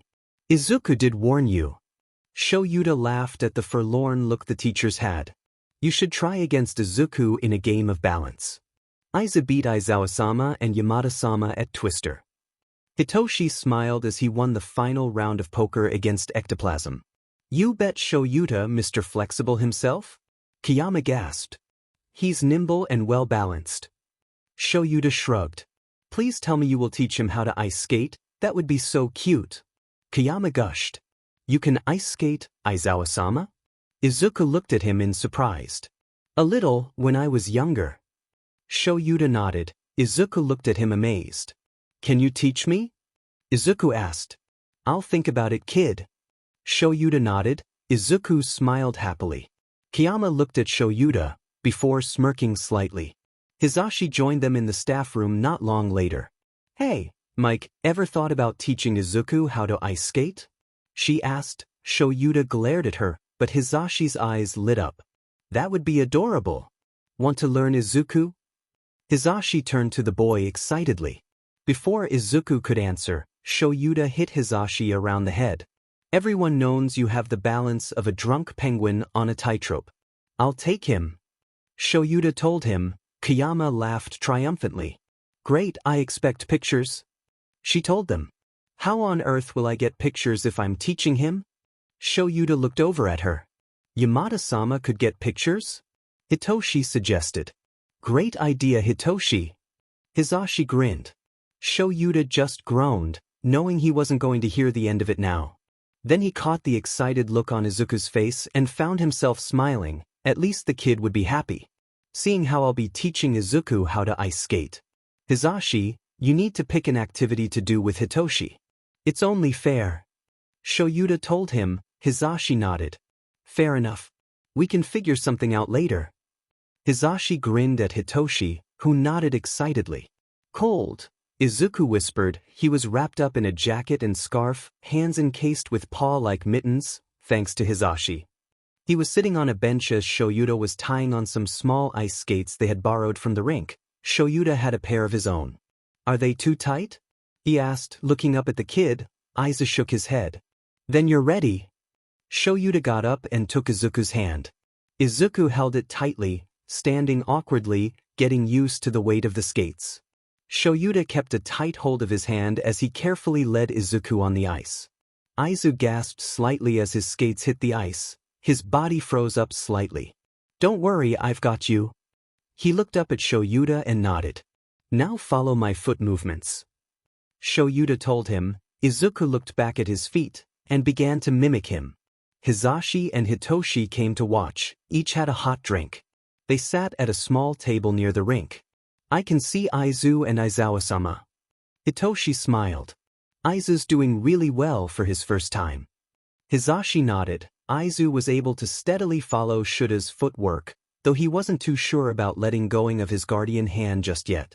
Hisashi pulled out his phone and snapped a picture. Are you going to send it to Aunt Kayama? Hitoshi asked. Yep. I want to see her reply. Hisashi sent it off and put his phone on the table. They watched Shoyuta lead Izuku around the rink. Izuku, I am going to show you how to stop, okay? Shoyuta said. Okay. Izuku nodded. He had a big smile on his face, his eyes shining. Shoyuta showed him. He ended bringing Izuku to a stop too. Get that? Fifth.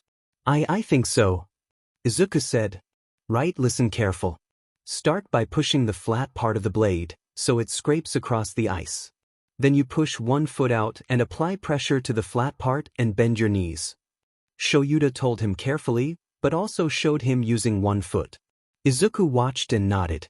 I think I got it, Aizawa-sama. Izuku smiled. Then let's give it a try, okay? Shoyuta said. They set off again. Shoyuta keeping slow so he doesn't end up dragging Izuku along with him. Okay, stop on 1, 3. Shoyuta let Izuku stop first, but the kid ended up slipping. Shoyuta caught him before he hit the ice. You okay? He asked. Izuku was giggled, his cheeks red. Okay, he said happily, letting Shoyuta set him upright. Can we try again? Fifth. Yep, let's try again. Shoyuta found himself smiling and set off again. It took a few more times until Aizu could get it right. Hisashi was sure to catch it on camera. Aizu was smiling like there was no tomorrow, occasional slipping on the ice, but it just made him laugh. Hitoshi lay his hand on his hands. Mama wanted to become an ice skater. He mumbled after a while. Hisashi stopped and looked at him. Hitoshi was smiling slightly. She would be happy. I bet she is very proud of the both of you. Hisashi ruffled his hair. Hitoshi giggled slightly. Shoyuta watched Aizu carefully. The boy hadn't stopped smiling since they had gotten on the ice. He could move smoothly now, holding Shuta's hand in case he did slip on the ice again. You enjoy doing this? Shoyuta asked as they slowly went around the rink. Izuku's green curls bounced frantically as he nodded. Can we do this again, Dad? Aizu looked at him with bright eyes. Shoyuta looked down at him stunned. Aizu caught on to what he said, his face going bright red, and he began to stumble over his words. Tears slowly began to fall from his downcast eyes. Shoyuta slowed to a stop, taking Aizu to the side and carefully knelt before him. Izuku, look at me, he said firmly but softly. Aizu raised his head. Shoyuta wiped away his tears. If you want, you can call me that, he said. Izuku's eyes widened. You won't be mad? He asked, a small frown on his lips. No. If I was going to be mad with you calling me Dad, I wouldn't have signed those papers to become a dad, Shoyuta assured him. Izuku tried to stop his tears but couldn't. Shoyuta smiled, gathering the boy in his arms and stepped off the ice. He found Hisashi telling Hitoshi tales of their time in high school. Hitoshi jumped up as soon as he saw tears in Izuku's eyes. Are you okay? He gasped, embracing his brother as soon as Shoyuta put him down. Dad made me happy. Happy tears, Izuku said softly. Hitoshi looked a little confused before he quickly glanced at Shoyuta. He says it's okay. Izuku gave a watery smile. His tears didn't seem to let up though. No fair. Hisashi pouted, but his eyes had a bright spark to them.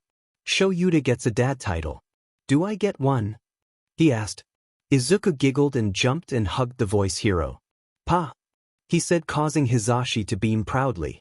I will do my best to live up to that. Hisashi ruffled his hair.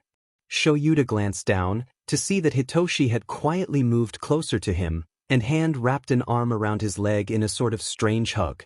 Shoyuta roughed his hair. Hitoshi wasn't as touchy as Izuku, and when he did hug someone he had to trust them. Be close then. This caused Shoyuta to smile. They were getting along as a family quite nicely indeed. Tenya-sama. Aizu giggled, running over to their navy-haired friend. Tenya smiled at them. Aizu-sama. Toshi-sama. He smiled. Izuku collided with him, bringing the boy into a bone-crushing hug. Hitoshi was laughing slightly. Tensei stood with Shoyuta and Hisashi as they watched them meet with their two other friends, before disappearing into the school. We need to catch up. I want to know how they came to be with you guys. It's nice to see that they are calling you Dad and Pa now. I also want to hear that story. Tensei looked at them.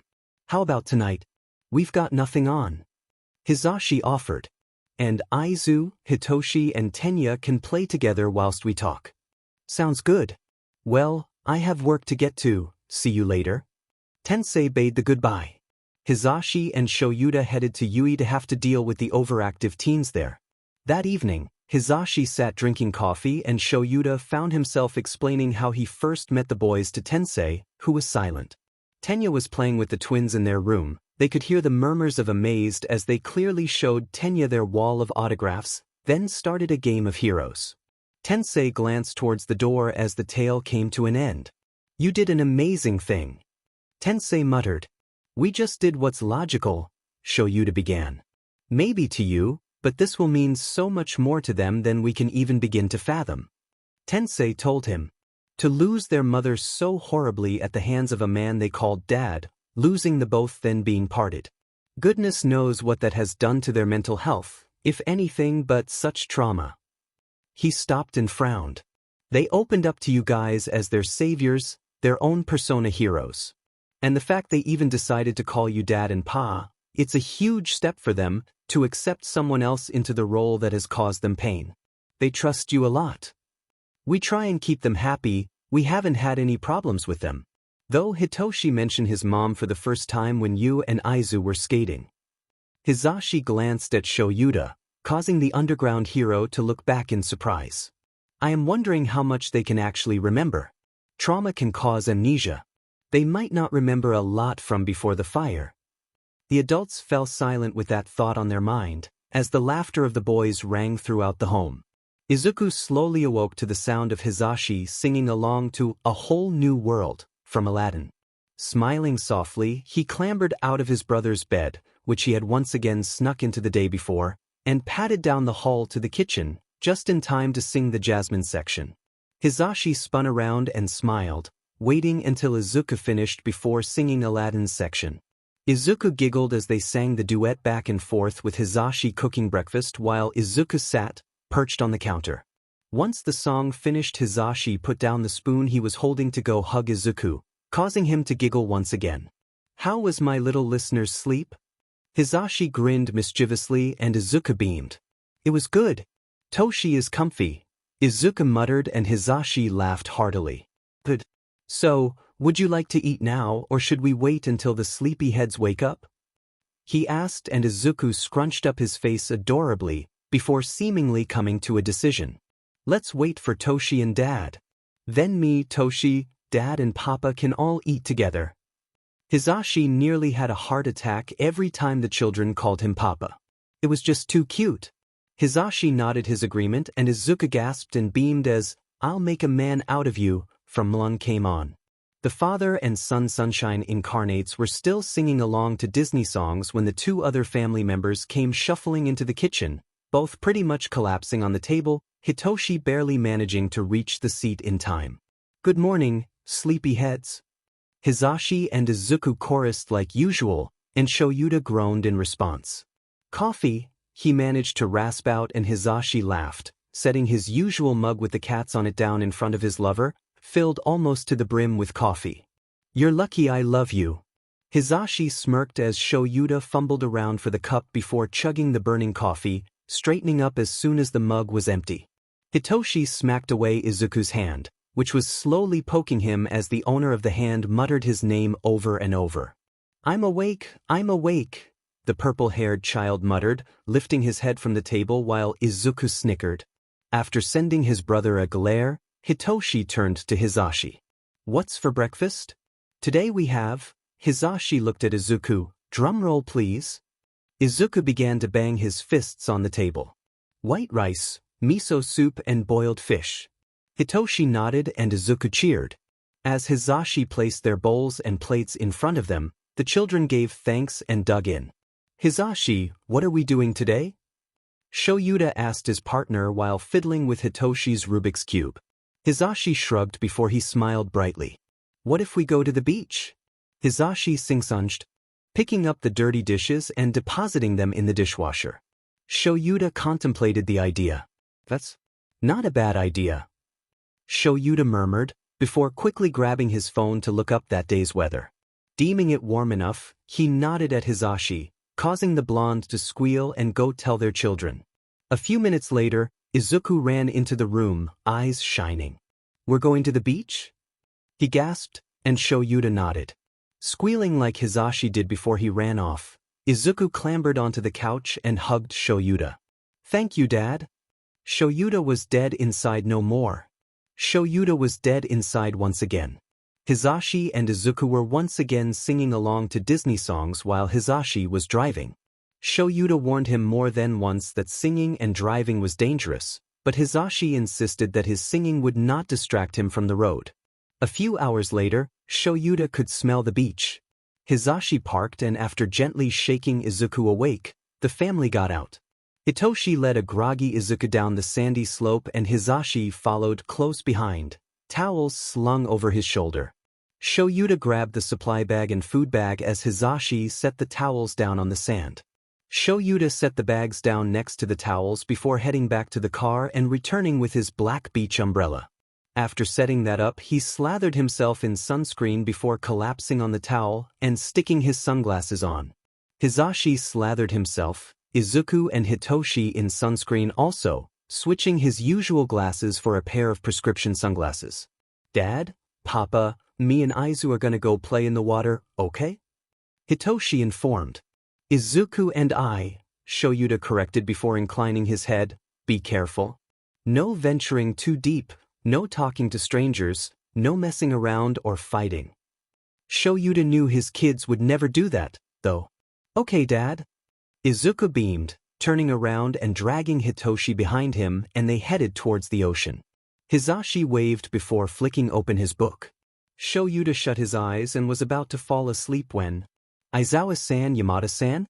Fancy seeing you here." Shoyuta cracked an eye open to see their blonde neighbor, Yagi Tashinori. Hisashi looked up from his book. "Oh, hey Yagi-san." Hisashi beamed, waving. "How've you been?" "Just Tashinori is fine." "I've been fine, how about you?" Tashinori smiled. Shoyuta frowned. Where had he seen that smile before? "We've been good." "So, you here to enjoy the beach while you can?" Hisashi asked. Tashinori nodded. "Yep. I wanted to get out and about before summer ended." "Fair enough. Hey, Shoyuta, are you gonna say hi?" Hisashi looked at his partner. Shoyuta raised his hand in a half-hearted wave. "Hello, Yagi-san." He muttered, and Tashinori laughed heartily. "How have you been settling in?" Hisashi asked cheerfully, and Tashinori beamed in return as the two blondes began to talk. Shoyuta sighed and shut his eyes again. "Toshi, look." Izuku, who had been lying in the sand, had just gotten up, leaving an angel indent in the sand that was slowly being filled. Hitoshi smiled. "Nice sand angel, Izu. Want to make a sand castle with me?"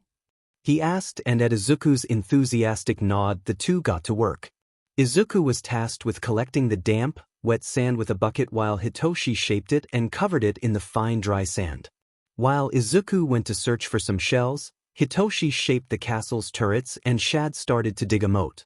Spotting Izuku running back with a pail 3/4 full of shells, he abandoned the moat and took the bucket Izuku handed to him.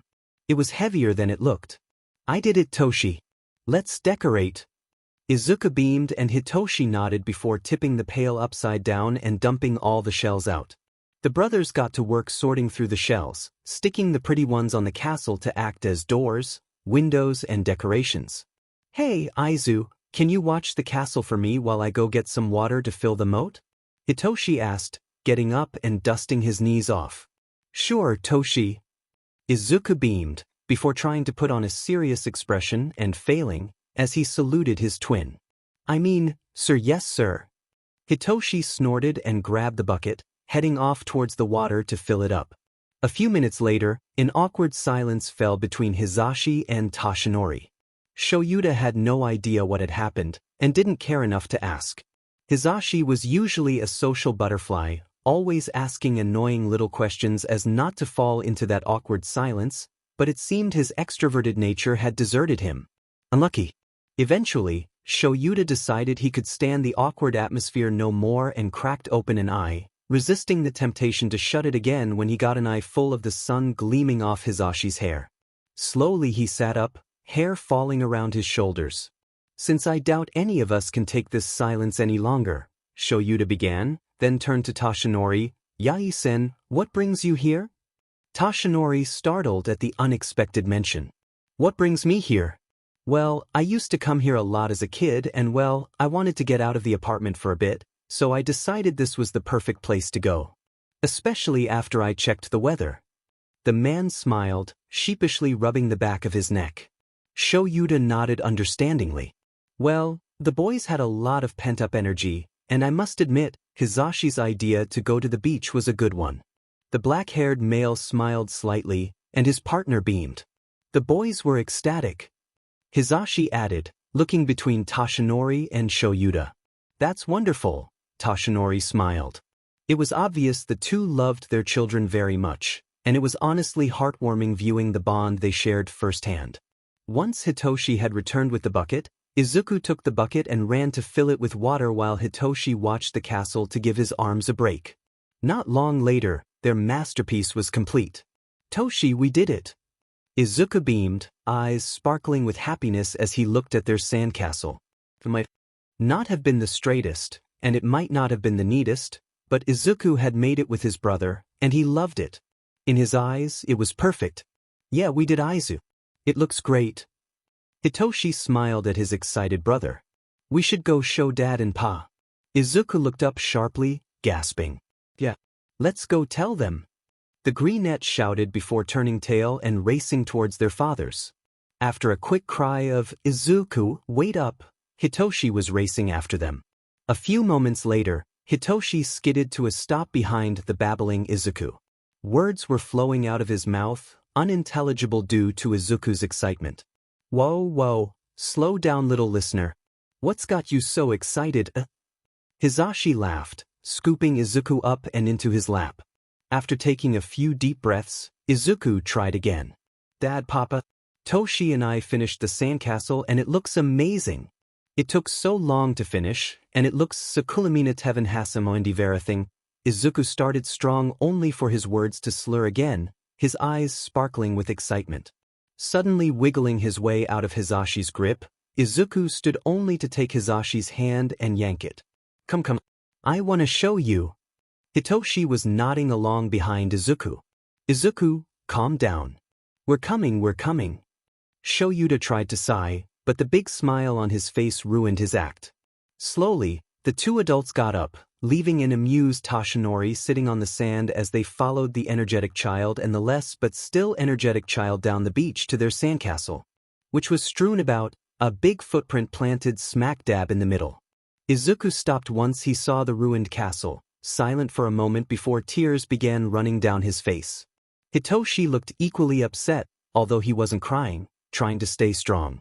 Frowning, Shoyuta gazed on the wreckage of his son's efforts.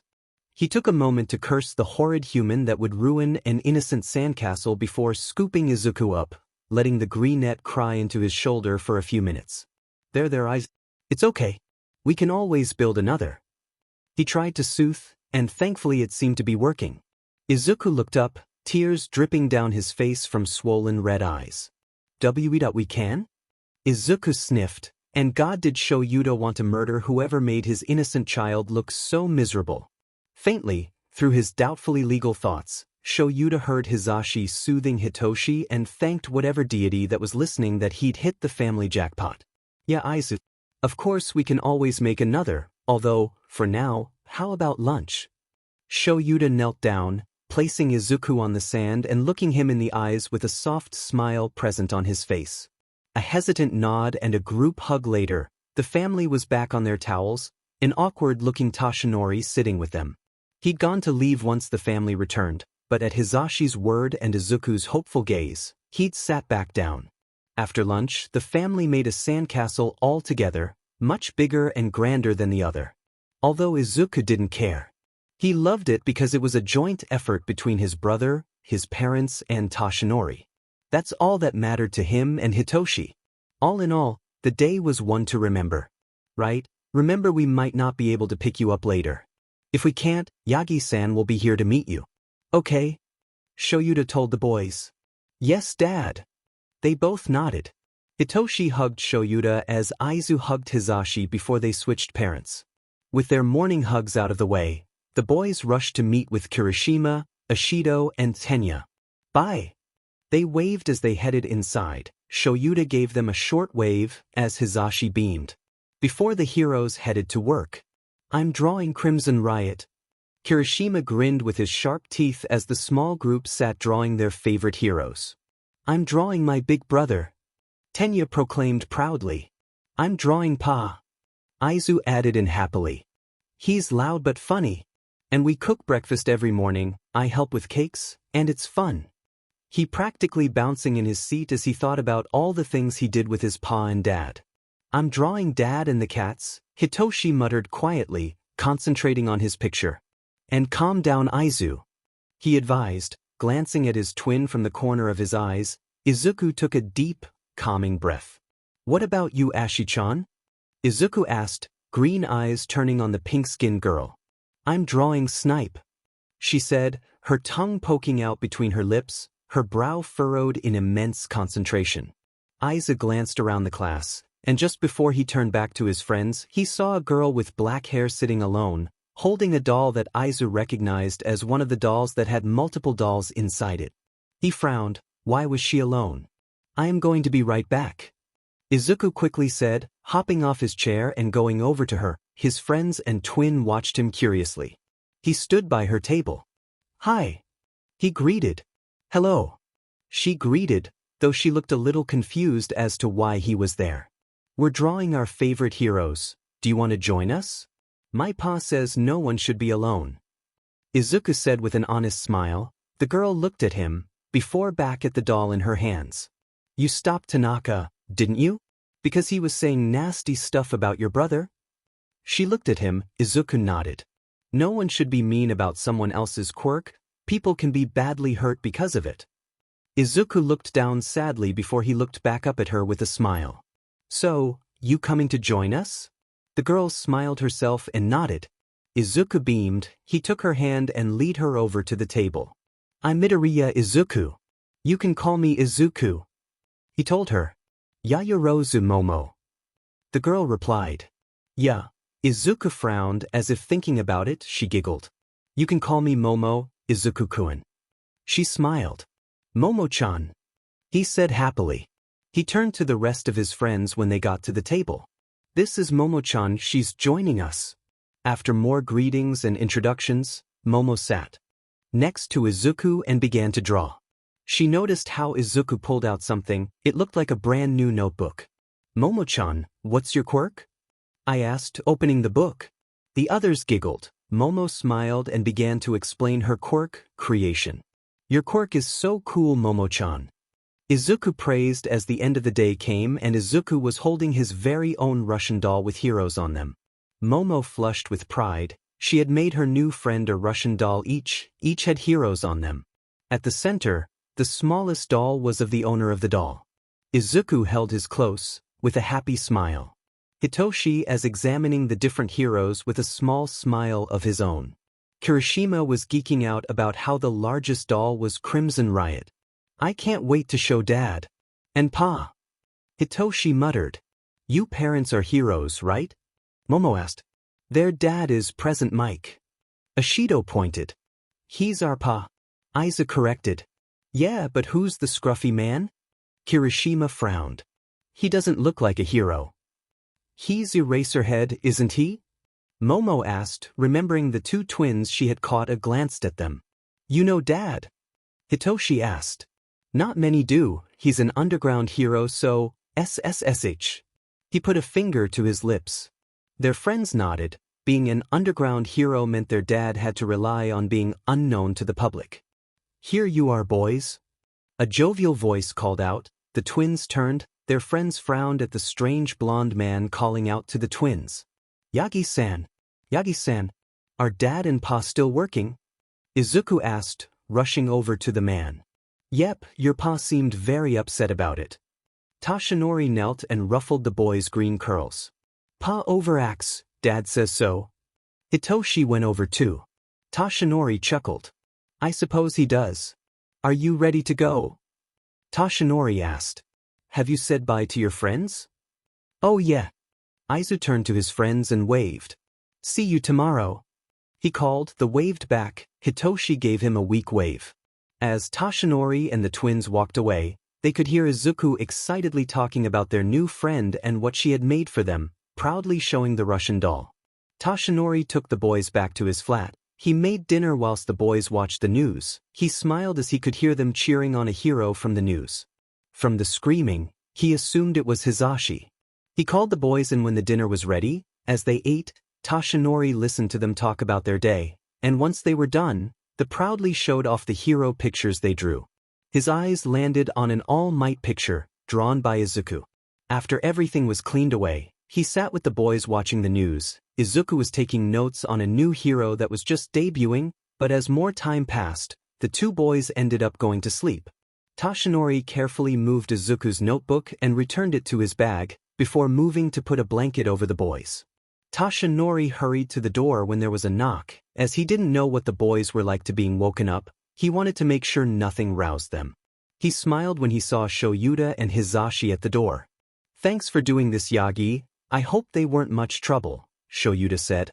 "No trouble at all. Though I am pretty sure they told me about their day down to the smallest detail." Toshinori smiled. "Sounded like they made a new friend today." "That's good, at least they have no trouble making friends." Hizashi nodded. Toshinori led them into the living room, where the boys were curled up on the couch. Shoyuta carefully lifted up Hitoshi, leaving Hizashi to pick up Izuku. Toshinori grabbed their bags and helped them next door. "If you need anyone to look after them again, I am happy to help. They're great kids," Toshinori told them. "Thanks, we really appreciate this." Shoyuta looked at him. "Not at all, what are neighbors for?" "Well, night." Toshinori bade them a good night. Shoyuta and Hizashi took the boys to their room and tucked them in. Izuku roused slightly. "Pa," he mumbled sleepily, but his eyes closed again, and he fell back to sleep. "Night, kiddo." Hizashi smiled. He glanced over to see Shoyuta smiling down at Hitoshi kindly. "Aren't our boys adorable?" he asked. Shoyuta looked back at him. Shoyuta rolled his eyes and left the room without giving an answer, though it came through loud and clear to Hizashi, who grinned and followed after him, quietly closing the door over, leaving their boys to sleep.